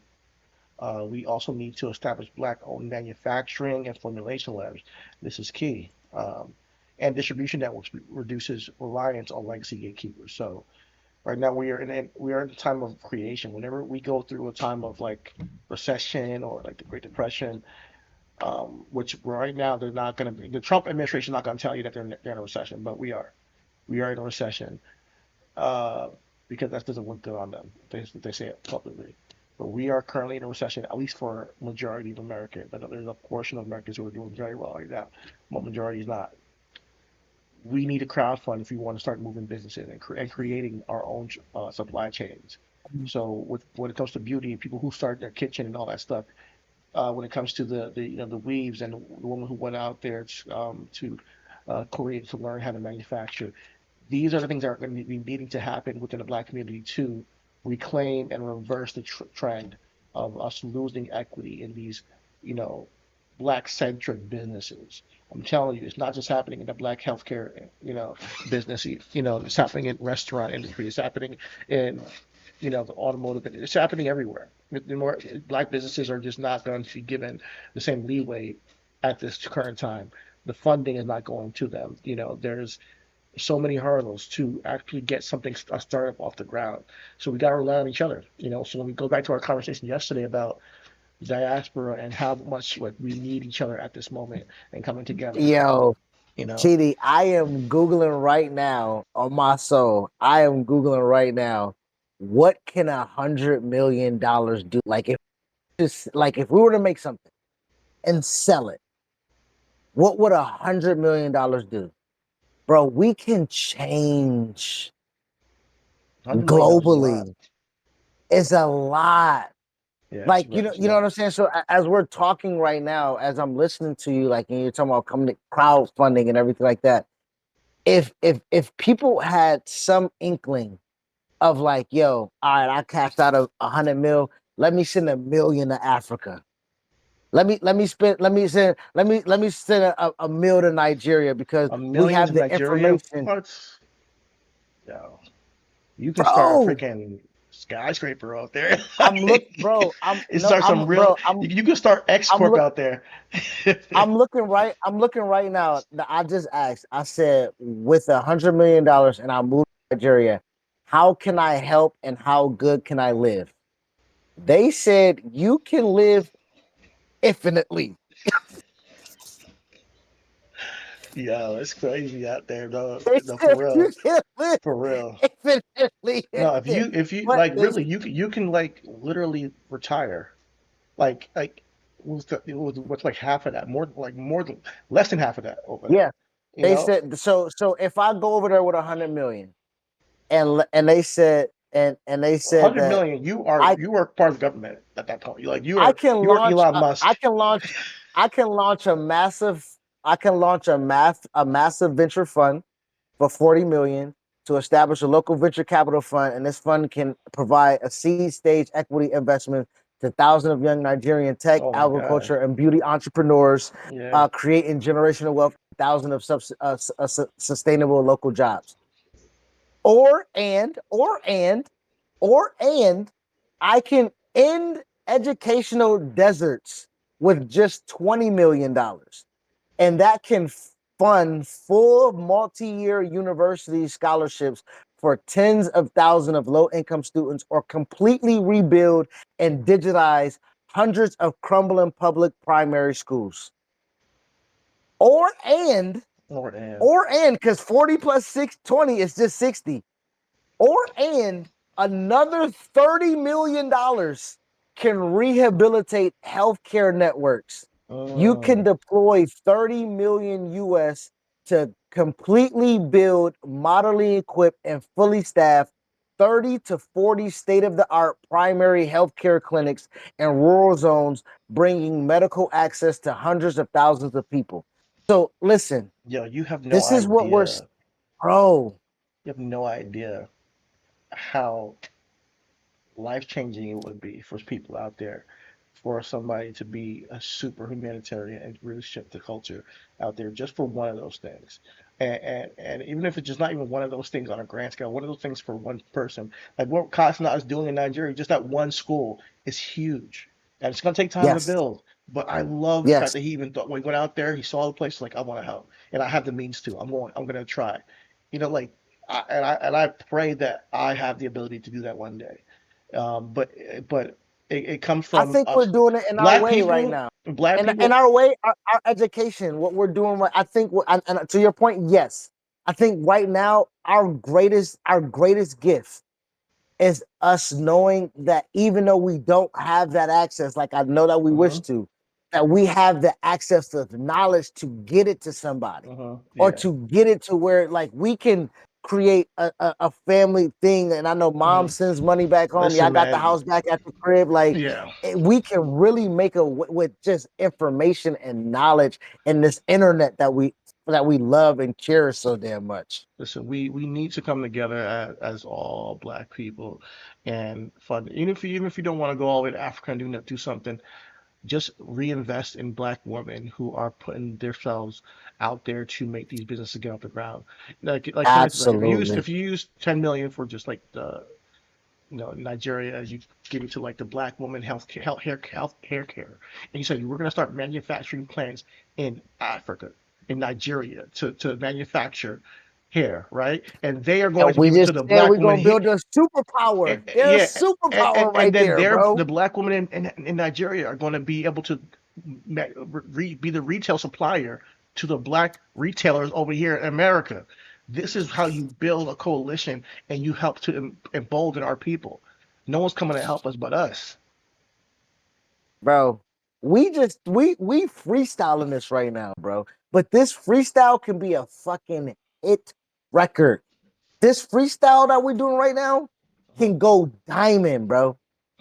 Like legitimately, like we freestyling right now off that all. You know what I'm saying? And on late night, on delay, on late, like, but we're passionate. What we're talking about is real. It's real, Like yeah. this is not Uh-huh. fantasy. This is not to Like box what we're anybody out. This is truly bro, bringing it to all come together. on, The come on. manufacturing in Nigeria, bring us over to the retailers here in America for all these black young women who are making their own beauty supply stores and chains.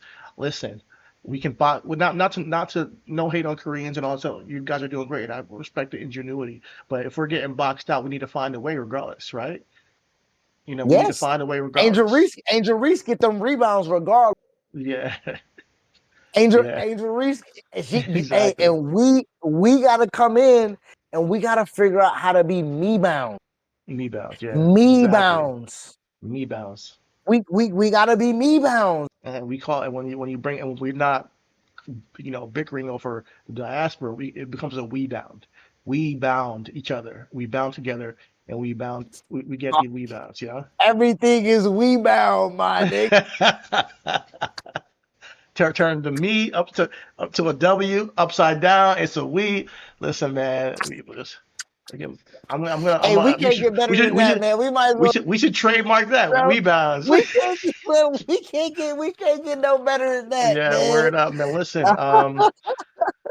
Rest in peace to all those who came before us. The George Johnsons, the Miss shit, Joan Madam Miss Johnson Jones, yeah, Joan Johnson, Madam C.J. Walker.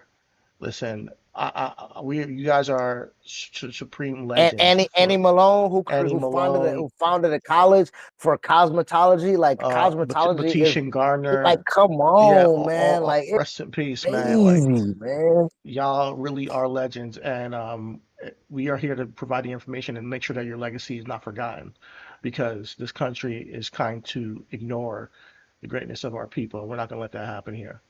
And shout out to all the Nope. women who are keeping this alive. Let me see if I can get if I still have the article open for women. Actually, no, I think I moved on from that. But no, I think I have it here. Karen Coffey. Uh, Yeah. Joyce Eoway. Y'all are keeping moving taking that baton and you guys are running with that shit. So shout out to She y'all. said, fuck it. I'm about to go over there myself and talk to Yeah, these niggas. Yeah. I worked in IBM, bitch. I'm beauty and brains. I hit for up an real. old coworker from India. Like, come Yo, on, bro. The finding a way and a no ingenuity, way. bro. Yes, finding a way and a no way, and that's what we do best. Survival, and then we thrive. So we're trying to move. We got to work together as Black Americans to thrive, and that's the goal. We just can't sit here and just talk and complain about shit all the time. We got to figure out ways to find solutions because they are trying to repeal and move back Black history. They're trying to repeal and move back Black equity in this country, and it's not going to get better from today. Like it's going to get worse, because guess what? They're repealing equity for all women and all men that are not fucking corporate darlings and billionaires and already rich. Or if you're not making them richer, then you're gonna be able to. You're not gonna get no bread. So since we're living in a world of exploitation at the moment, we got to work together to make sure that we can counteract that stuff. And that's what I pray for. When it comes to the black haircut industry, is that we can find that way to re, re, reshape the industry on a ground scale. And we'll see if we can be a part of that one day. Yo, I'm super glad that we got this episode done. I'm glad that we did it because we own it. We still own it. That the question that we're gonna pin is who owns the. We know who own it, but we do. What our movement, what our influence. You know what I'm saying? Like Uh-huh. currently, right now, there are TikToks videos going on right now. Where hey, we plant based because it's breaking me like so for people who are doing non-toxins and things of that nature, those are the ones who are going to and I am going to trust a black person saying they ain't using no toxins than a white person. You know what I'm saying? I'm just saying that. If I just know that I know how my black people wash their greens. I know how my black people wash their chicken, right? I know how my black people got that one side of the sink Uh-huh. that need to be bleached down that can't no other dishes. I just, you know what I'm saying? So when they say these are ingredients are this, right? When I can I can I can get behind that. And when we're moving right now in a situation where things are chemically imbalanced, where we don't know what's happening with we don't know how our food is being grown and everything like that. One thing a black person gonna ask is who cooked that? Who kitchen that was made in? And we all know in our black family that if it was made at Auntie Carol's house, we not eating that macaroni and cheese.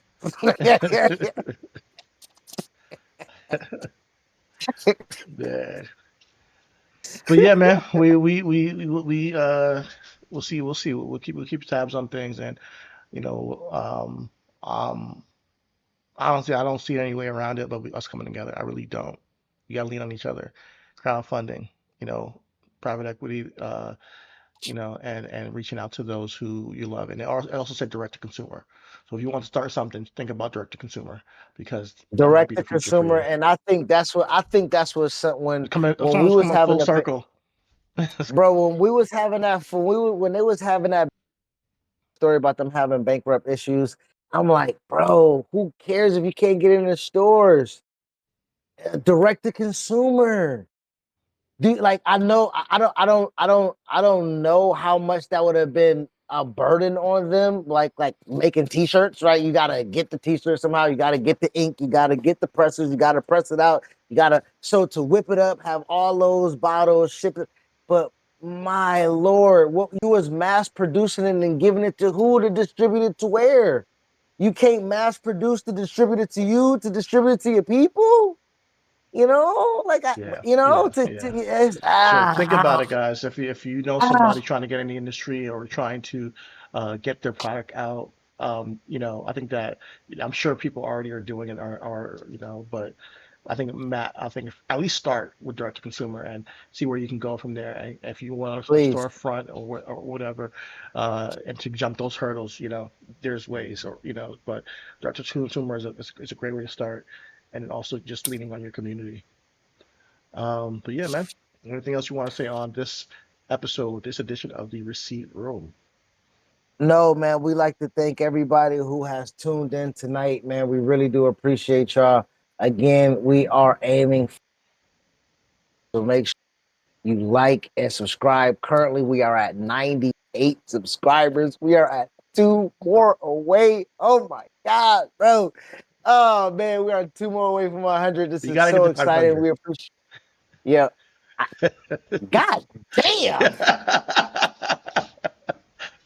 but I we're need to on put our the way. saxophone on the goddamn stream deck, nigga. Fuck. Let me get that right now, nigga. God Sorry, damn. I didn't mean to burst your bubble, but like, yeah, I'm excited for it too. But Bro, we've been I'll excited for this 100 listen. for a long time. Now we're I'll here, be and then you like, really oh, we got to get 500. listen. That's how my brain works. Sorry, you guys. The next goal, the next future goal. But Oh one, no, when we man, get to we ain't even 500, reached this goal yet. when we get to 500, I'll go crazy. I'll be super happy. But Listen, you no, talk no, listen. I am 500. super gracious for every 98 subscriber. Thank you guys so much. I don't want to come off like I'm not grateful, but yes, we trying to get up there. We trying to keep growing this thing. And thank you guys for just reaching out and seeing our content and enjoying it. I really do appreciate y'all. Yes, Yeah, absolutely. And again, like we said, 500, yes, 500 gets us monetized. But since we're talking about, direct to consumer, we can't rely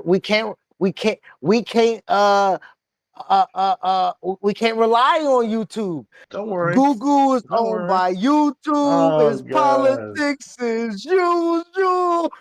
Oh god, bro. Oh my god. I got a grip. I got Listen, before we before we get up out of here, bro, you want to talk some Avengers?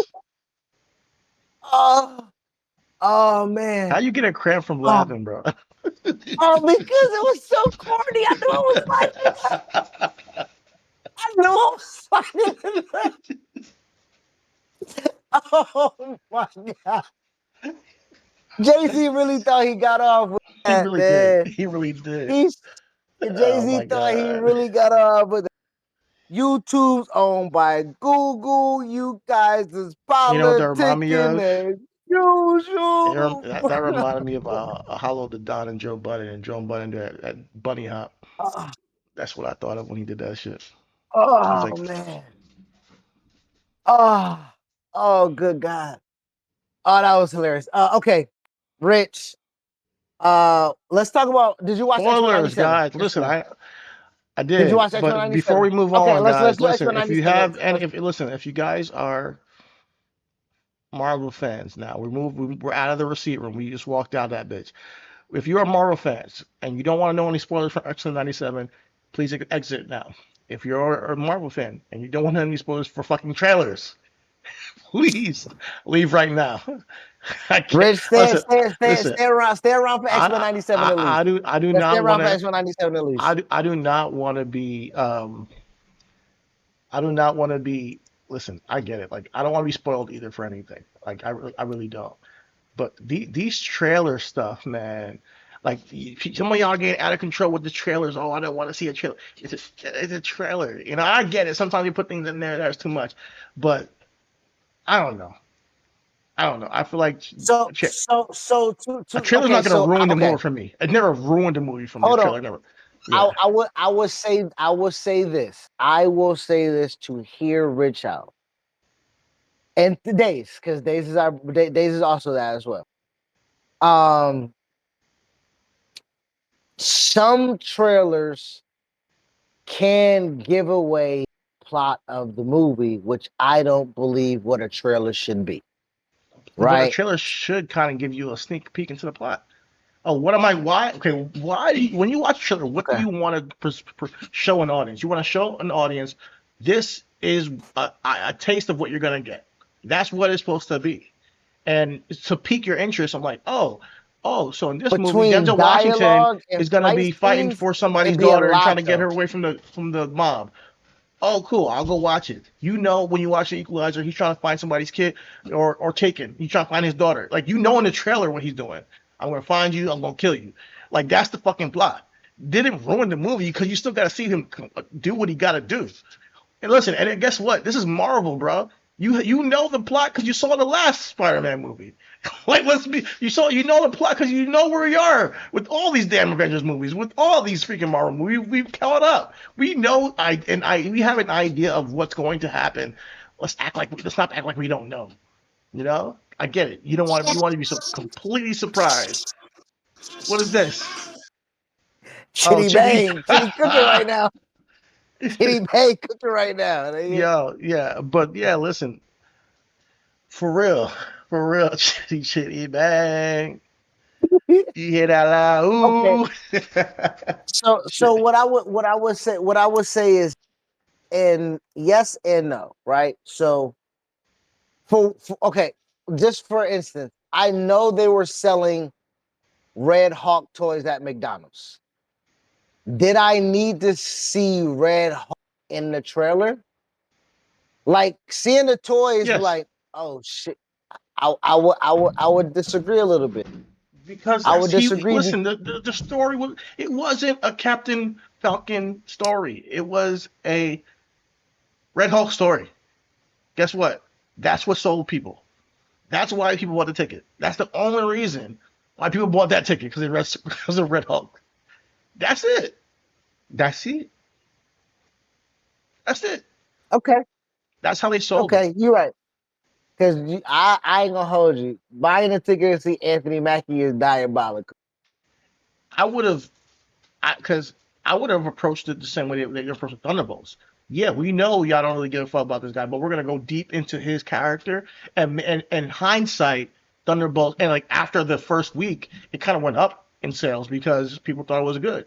I think that's not did it go up? I'm not sure if it went up, but it sustained more than it was expected to do because it was a good movie. What they did was they said we're gonna do some cheap ass corporate bullshit and throw in Red Hulk because we need to have a linchpin to get ticket sales. We struggling right now, and they shit the bed. No, they dropped drastically. Opening week, Thunderbolts was at $74 million No, domestically, they one dropped. hundred I remember sixty-two that. Yeah, million dollars globally. They dropped 55% to the gross okay, of $33 million domestic, reaching a 10-day domestic total of 128 million. Now, in later weeks, they had a strong summer competition where they had a run. But yeah, their final theatrical run was 190 domestically, 192.2 million internationally, because the film had estimated production budgets of 180. Industry reports noted that it fell short of the estimated 425 million to break even. So, damn. okay. It didn't break So let even. me see what now. Let me see what Captain America uh did. Rich ain't here anymore. He left. Yeah, he ain't here. Uh, so Brave New World. Oh my lord,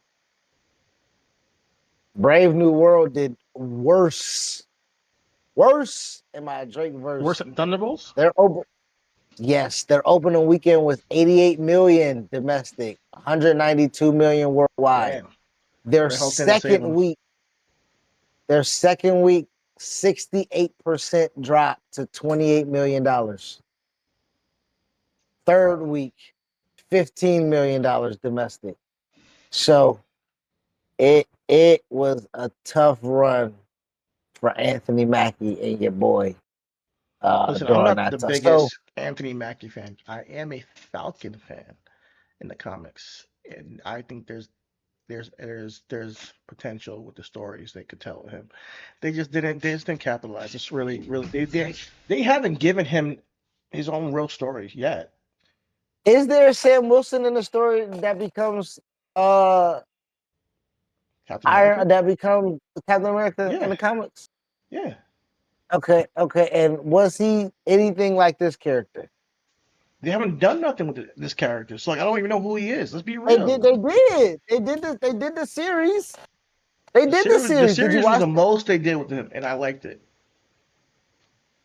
It's Okay. the mo Did but they? Is I he? need a Is that? movie that's like his movie. Like, come on. And in the comics he has a little bit more he just has a little bit more grit to him, bro. I don't know. But we'll see.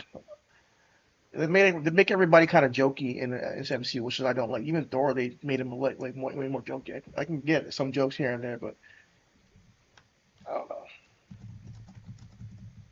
So with the new episode of X-Men 97 that just today, what did you think about it? How did you like it? Tell me what I'm supposed to think about it as a novice X. I can't tell you what you're supposed to think about it. Matter of fact, I'd rather know what you think as, a fan Okay, more than great, what I fantastic. think. Yeah. I've been dying to talk about this, brother. All right, so I watched this today after a long day outside with the children, playing with the neighbors. It was 1,000,000,000 degrees outside. And finally came in the house. Shout out to CJ having a temper tantrum. My excuse to come inside. Came inside. I said, "Get in the bed. You're about to have a timeout." And a timeout meant we're about to watch X. So I got his vanilla wafers. I got me ice cold water. I hit the bong or the bowl. I'm sorry, and I watched that first. I watched the first couple minutes of this episode, and we just talked about Polaris together in the group chat with Days, with Rich, you, me, playing Marvel Rivals, and I'm like, "Tell me about this bitch. How am I supposed? Like, who is she?" And you like, "She is one of them ones." And in this episode, she proved herself to be one of those motherfucking ones. Yeah, yo. Immediately, she had the whole ship. Oh my God, she was dealing with the striker, right? Who, is an Yeah, yeah, anti-mutant. yeah. Yeah, and Anti-mutant, the religious group, but it was the religious group. oh, religious The group. Yeah, what was they wore the crosses after mute. I forget the name Yeah, of them, but yeah. I watched New Rockstar out there after, so to tell me what I need to know too, brother. You know what Yeah. I'm saying? So it was so the like you said, the beginning of it, she's in X Force, right? Mhm. That's X Force. Okay, Yeah. so she's in X Force, and she's supposed to be doing a secret co-op covert mission Mission. Yeah. that's not supposed to draw any attention, but she lets herself get the best of herself as they are egging it on. They want to be martyrs. They want to be sacrificed. They want their death to be at the hands of the mutants to further villainize them from what it was apparent to me from what I was watching. So she gets in trouble, like she gets ostracized, she gets kicked out essentially. She's too hot for the brand. And she in that episode, she knew she can always come home. Now, to you guys, again, you guys credit in the group chat, you guys told me she's an original X-Men. She's the very first. So when you're talking about watching Hmm. back to the trailer situation, when you're upset about possibly seeing something involving someone, and you're like, "No, not here, not now, don't want it. It needs to happen on its own," because so much that goes on in this. With that being said, I learned watching X-Men 97 about that. So Polaris But comes home. she, Go ahead. Polaris, to be clear with you, she wasn't an original X-Men, but she did show up earlier on. So she Yeah. wasn't an original. No. No. The first original was Beast, Cyclops, Angel, Uh-huh. Beast, Cyclops, and Jean Grey, Marvel Girl, and Iceman. That's it. So how does she get, because I saw in the flashbacks that Iceman, right? That was her dude she was dealing with. I thought they got together while being in the X-Men. So she wasn't a I mean, person in the she X-Men? did join though. I saw that too in the flashback, but I wasn't Okay, sure okay, if okay, okay. where is Iceman by the way. I don't know that why where he is an X Men. Like I said, I'm curious, but He in the story they said that he didn't want a mutant, like he didn't want to fuck around with the power because they left in the story of the episode because they were together. His name is Blake, right? Blake Drake or Drake Yeah, something.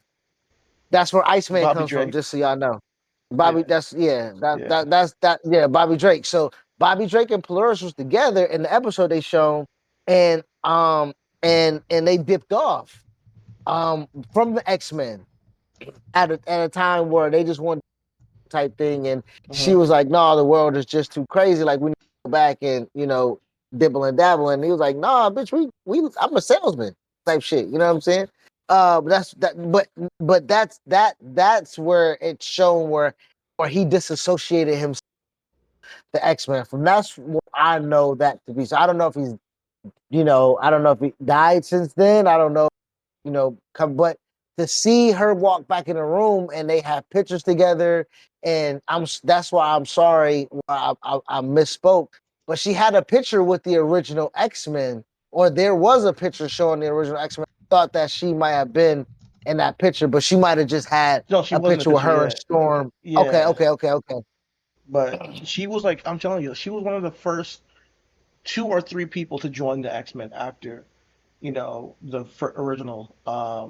I know there was a guy named Mimic that joined them, and then a guy who could like change into animals and shit. And then I think she showed up, but she showed up as Magneto's daughter. Magneto's And daughter. Yep. yeah, so that connection there, she didn't want to. She's a hero. She doesn't want to be like her father. So they show a little bit of that in this story too. So I really appreciate them tapping in to that, given that Magneto has passed, and seeing her deal with that, seeing Professor Xavier deal with that, and him, in the The danger room, episode was so good. It was so again, it was Damage Room, right? danger Turning room, in yeah, Danger Room. I'm sorry, Danger yeah. Room to turning into an actual. And then she's like, "There's the strength." At the end, as Hmm. she noted, like her task was that though, Yeah. right? Her task But you was gotta for. realize Polaris had to tap into Magneto's power to do what she did. Magneto's still stronger than her. Magneto is also a telepath, and he controls not telepath, excuse me, telekinesis with metal and all that stuff. She does the same thing, but She she is has the same no, powers, yeah. yeah, she's an alpha level mutant. Magneto can be an omega level mutant, so she's weaker than him, but she had to tap into her father's power to do that, to take care of But she was only able to danger. do that with Charles, and Charles was Yeah, able to do that because he needs to know that he can operate in the without Magneto. You know what I'm saying? yeah, he was And going through it. now here's my thing. Can somebody tell me Onslaught? Because that people has been saying, because Charles has the ability to do, even with Magnus not being around, even with Magneto not being around, can and will and what is Onslaught availability Everybody's right talking now? about onslaught. I think it's happening. I don't know when, but you gotta understand something. Like what they did last season with Bastion, right? He was kind of behind the scenes of everything, but there was Sinister that was kind of like looking like the main baddie, and then boom, Bastion shows up. I have a feeling with Apocalypse, it could be the same thing with Onslaught eventually. But for you to get Onslaught, does that mean Professor Xavier has to die? Why not? Why not? Listen, I mean, there's only like you what, three you more you know better episodes? than me. You know better than me. Uh, they the words is we never win. Do Onslaught defeat Apocalypse in the comics? I don't know. I actually never read the Onslaught, comic. The Onslaught Saga? You never, or the Saga. Onslaught Nah, Saga? Okay. nah. But I know I remember watching videos on it, and I've seen him in a video game. Like I used to play like a fighting game. He was in it. I'm like, that's fucking dope. But I would really be curious to see. I'm learning more about Onslaught myself. I know he's a combination of Professor Xavier and Magneto, of course, but I don't know how it led up to that in the comics. I really don't. But I think that's what's So coming. I'm I think, of course, I think that's what it has to be. I think he's so can I a spoil well, of what what? I'm finding out? I'm just from the comic, Oh well, yeah, not oh from yeah, the yeah, yeah. comic Go books. ahead, go yeah, yeah, for sure. I mean, the comics, I don't care. Yeah. Okay, so in the 1996 Onslaught Saga, they well, this is the astroplane crash from what I'm reading. Let me see if I'm getting this correctly. Recognizing that Onslaught immense power threatened his own plans for world domination, Apocalypse aligned himself with Cable and the Invisible Woman. Oh, Visible Woman. Apocalypse and Cable attempted a stealth attack on Onslaught within the astroplane to rescue the reality warping child Franklin Richards. Wow. The proxy battle. Onslaught sensed their approach. Rather than trading blows directly, Onslaught created massive psychic constructs of powerful entities, including the Hawk and Magneto, to fight them off.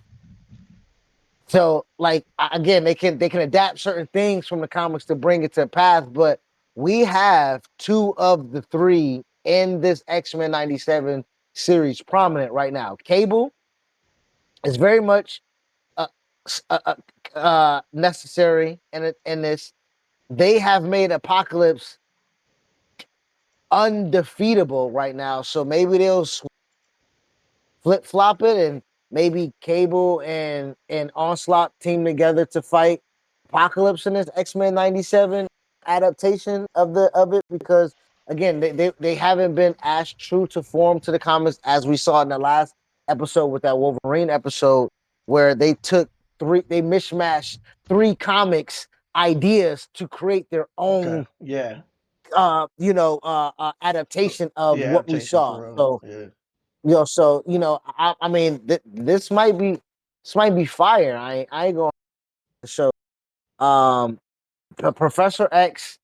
Now again, it's for me. I'm reading what is Onslaught, right? Or how is it? And it's a god tier born combined dark psyches of Professor X and Magneto. So I just want to know, like, did we see did we see Professor X go dark to signal this?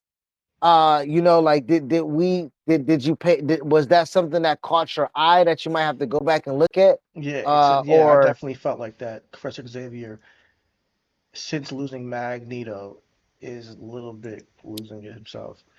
Like he's losing his, he's trying to find out like how do I, almost the same way that last season when he thought Professor Xavier was dead, he's trying to like lean into what Xavier's ethos was. Now we're seeing the inverse of it, of like now Magneto's gone, he's trying to lean into what Magneto's ethos was with a little Magneto? bit. Yep, Just exactly, it's really crazy. exactly, exactly, exactly. Yeah, Yeah, I'm super excited because again, uh, literally what happened with Danger. I'm saying it again wrong. Danger. danger, danger Okay, room. Yeah, Okay, fine. Yeah, Danger. that's Okay. fine. What happened with Danger Room was they took what Professor Xavier's psyche was giving them, not what Hmm. he was saying. Yeah, So even the cerebral of him can get out, can overpower, yeah. right? It's showing that It's almost like right his now words wasn't matching what he was feeling. His words weren't matching what his internal feelings were. And the danger room was like picking up on that. And it's like, hey, you want to get stronger, you want to do this. So I'm giving it to you, you know? And he's like, oh, yeah, bitch, but crush my head. but He's that like, I was didn't tell you to do that. It's supposed to be a training but that exercise. It's supposed to be a but that's therapeutic exercise. Onslaught's reality warping, is it not? Isn't that like the building blocks of Onslaught's reality warping? Yeah. Like that is warping your real reality, Mhm. digital, that's about to crush your fucking head, or that digital room becoming a physical thing that now is hunting you down. Like that's reality warping, that again, or cosmic level telepathy within a being that can create something like that. So No, yeah, Onslaught man, he's a beast. He's definitely a danger. If I did read something with him, I don't remember. I might have actually read something. I read so much that I forgot some shit that I read. But yeah, I do remember Onslaught just being a threat. If I know that I either watched something or read something, and he's a big fucking deal. You know, he's a big fucking deal. Come on, you get X Person Xavier and Magneto combined. Yeah, reality's like the world's like in danger for sure. oh, okay, yeah. So X-Men 97. X-Men 97 set us X-Men 97 set us up good. It was a really great episode.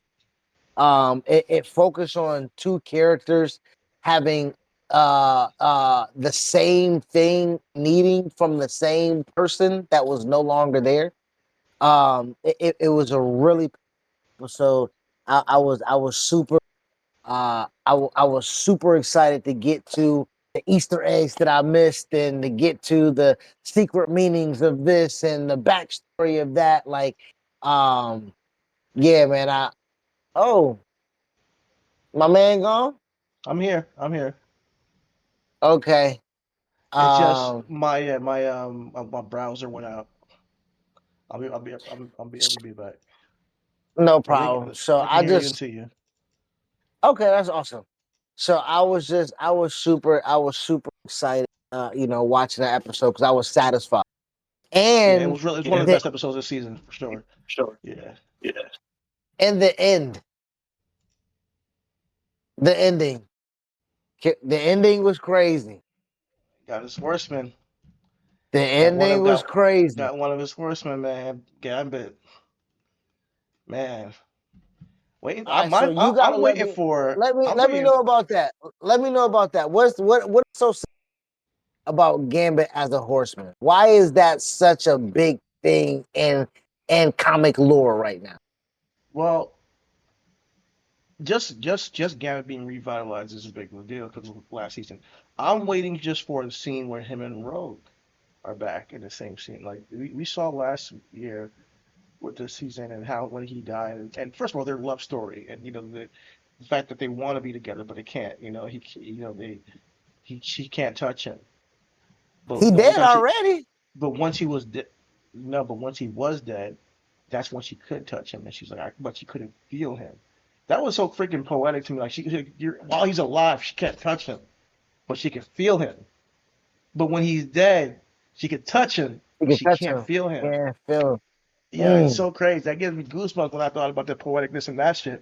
But I want to see that now because now does he come out of this through her love or how do they tell that story? Again, it's a beast as it is, but now you put him in the hands of Apocalypse and give him the power of a horseman. He's going to wreck shop, and just to see that the danger that he's going to bring, dude, he sacrificed himself for them. He sacrificed himself for saving people's lives in Genosha, and quite frankly, it didn't even work because everybody It didn't died. work. He died for nothing. I He can't, died. I can't say nothing because some people No, say what? were saying Rogue was still alive. Yeah, but what I'm saying is, again, does he come back with his consciousness in the comment? Like how am I again? What am I supposed again? Like I said, what am I from this when I get it? Because when he comes back, when he comes back, does he have his consciousness? Does he know what he's No, doing? he Do we know doesn't. he's coming? Okay, okay. It's like Winter Soldier. Like he controls him. Apocalypse controls him. He's doing his business, his bidding. Now and can Rogue did Rogue to him like she got to Archangel, or is Gambit already too far gone? Is it a wrap for him? But you said it one more time. Rogue got the Archangel right before where he was a horseman. Can she get Gambit out of this, or he too far gone? Um, I don't know. That depends on what they're gonna do. I think she can, but I think that that's what is gonna be the only thing that she could do, or they'll have to kill him again. Ooh, It's one or the other. You either can find a way to heal him and bring him back to life and be a member of the X Men again, or you got to kill the man you love. I did. Like Okay, now we talk about Braun Breaker and CM Punk, right? There's no way they're going with killing Gambit again. So he got to be revitalized and come back to the X Men, right? So we shouldn't be upset when that happens. We shouldn't be upset when that I happens, would right? love it. I would love both. I don't Okay, mind either okay, one. I don't mind okay. either one. Like if you You say you actually don't have mind a either one. no, No, you can't tell a story of her fucking killing him. I'm yeah. sorry, you can't do that. if the world, if it's between your love of your life and the world coming to an end, what do you choose? That's what I would put them in that position. And a lot of stories, it comes to that decision where the person you love has to be the one to end you, and that's kind of crazy poetry in its own way. Even if she can break through to him too a little bit, and you see a teardrop or something from his eye, but she still got to let go and like you know, and end him. I mean, that's a cool like poetic way to do it. But then I think from that point, Roman's gonna be completely broken. Okay.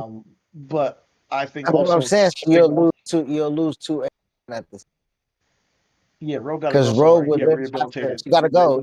She's you know what I'm saying? Yeah, Like she out of here. you're lucky she's still around now, honestly. On You me, saw she was gonna crash out last season after nigga. guy. Yeah. She didn't give she was ready to get the fuck Mhm. ASAP. Nigga. You know what I'm saying? Yeah. Um yeah, man. So I'm excited I for X can't Men. wait. I can't wait. Yeah. And if the way that this is going, it gets me excited for the MCU. Honestly, it gets me excited for things coming to an MCU. It gets me excited for Spider-Man, for One Doomsday, and for the week X-Men. away. 1 week away. Right now, it is July 23rd. Okay. Time Spider-Man flies, comes and we're out here. July 31st. 7 days away. Chidi, scrap what we're doing. We have to figure out. We have to see the movie in the first weekend. We have to see the movie and review it within the first weekend. For sure. We Okay. gotta get the content out, guys. Okay. Uh-huh. Okay. All right. Okay. Okay. All right. All right, All right. So everybody. That was a I might go live before we go out to the movie. I might go live Thursday, like around 7. I need to find. We need to get the tickets in order. Actually, matter of fact, I'm gonna hit people up. Like, yeah, we need to get our tickets for the Spider-Man ASAP because we not gonna sell out. yes. You want to talk trailers or you want to save that for tomorrow? Because what we got for tomorrow? Tomorrow's just a it's just a Free day. it's not a thing. So if we dedicate our excitement. We could do a countdown, of Marvel stuff. I do want to talk Doom trailer with you. I don't know if you saw the Spider-Man I trailer did not that see the came Spider-Man out. trailer. I saw Doom. I probably won't see the Okay. Spider-Man trailer because it's a week. I'm just like, I'm like this one. Like, do I really need to see it? Is it worth it to you? It's I'm a trailer guy, so I'll watch any trailer to get me excited, to get me any the reason. Okay, so how I see movies is I don't mind knowing what I'm going to see, so I can understand it. I think one of the Mm. biggest things that I don't like doing going to see something and not understand it. Right? I think I'd live text you guys at Captain America, and I'm like, is Red Hawk supposed to be like this? And y'all like, No. if you asking me like that, then no, because you supposed to see Red Hawk and no, it's that I'm like, it's pink flowers floating around this motherfucker. Yeah, I don't know if Red Hawk's supposed to be. Yeah, he got So, so, he didn't get the fire. Like, like, oh my God. so I like knowing what I'm supposed to, but I did hear animanium, and right, I'm saying that word right, and And Mantia? Animantium. Okay, I heard Animantium for the first time in a Marvel movie, in that movie, and that sparked me. Couldn't tell y'all because I didn't see the movie yet, right? So Okay. I had to wait for it. You know what I'm saying? But Mm, I knew what that was. I'm like, oh mm. shit. Okay, my niggas gonna get excited about this. You know what I'm saying? So just knowing things excite me. So I, especially with superhero movies, because it has so much comic of this.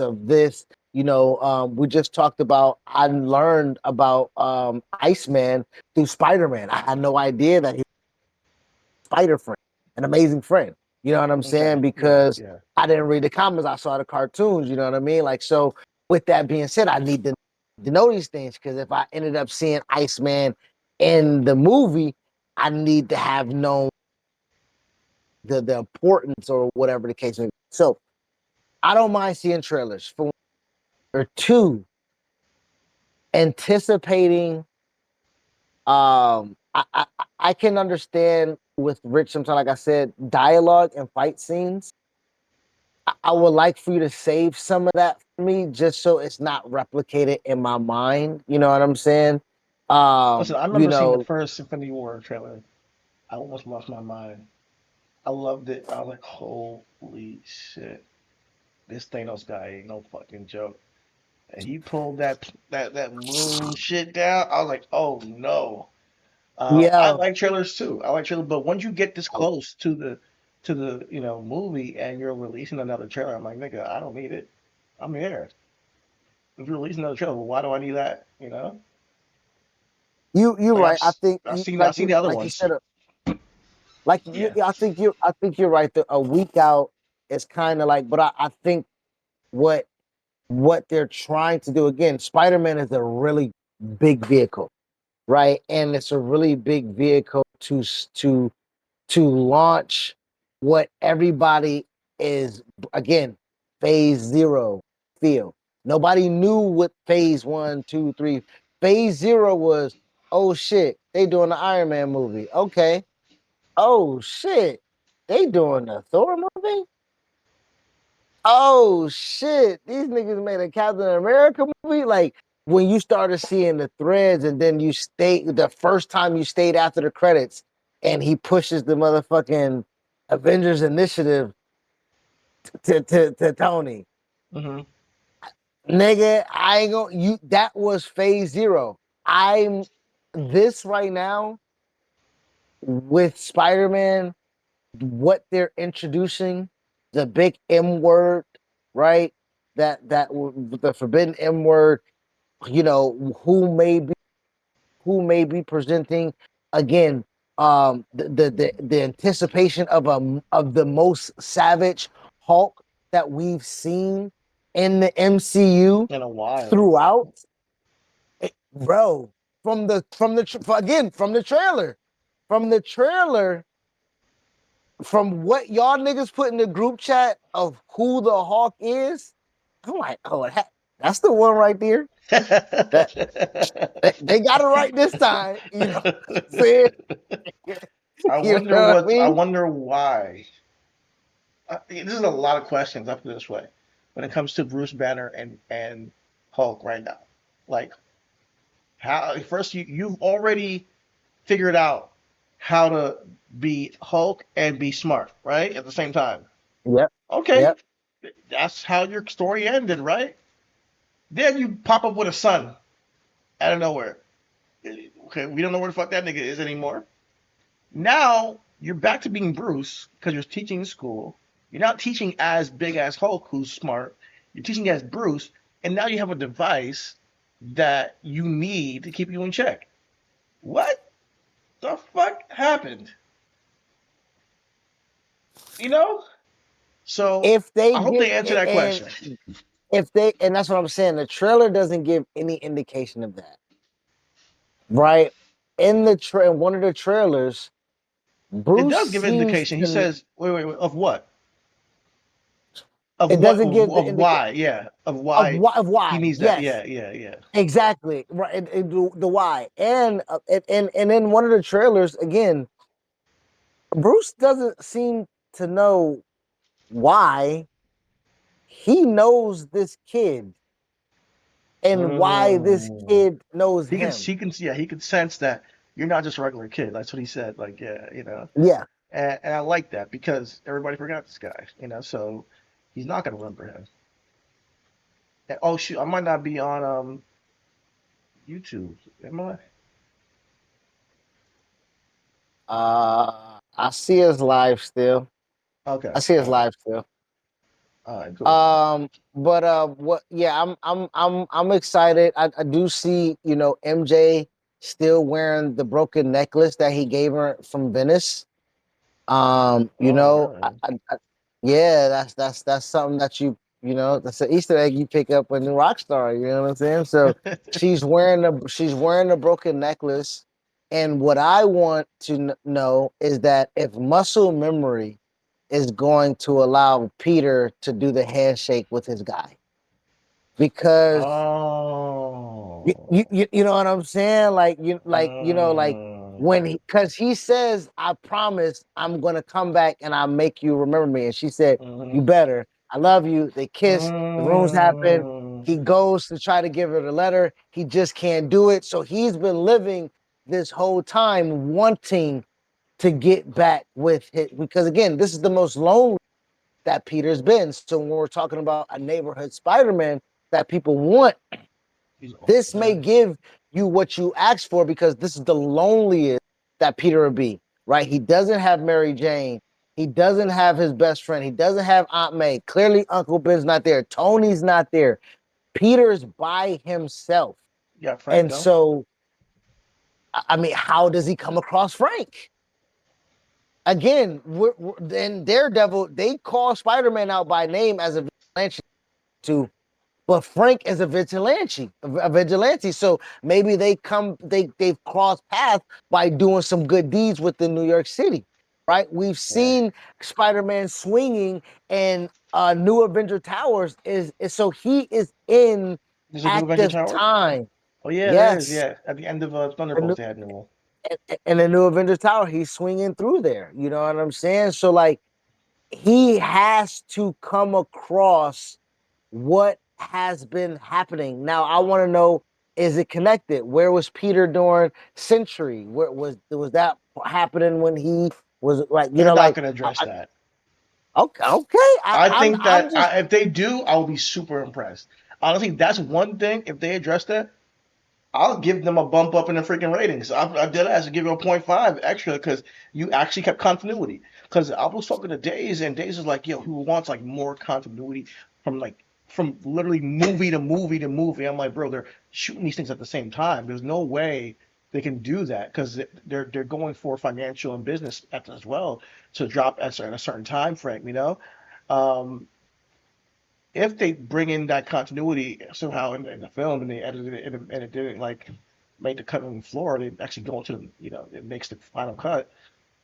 I gotta give them a hand for that because I appreciate that kind of shit too. I want it too. Like what Dave was saying, I like continuity movie for the movie. I would love it too, but I just don't see it's not realistic, with the way they shoot. But yeah, yeah, looking forward to it. Looking forward to it. Looking forward to it for sure. all right. Let's get our black I don't, asses out of here, I don't, man. I don't, I don't like Wait, you're not gonna no Doomsday talk? There's not much to talk about. It is, which we do not have another hour for. I'll just say this, man. Thor has his work cut out for him.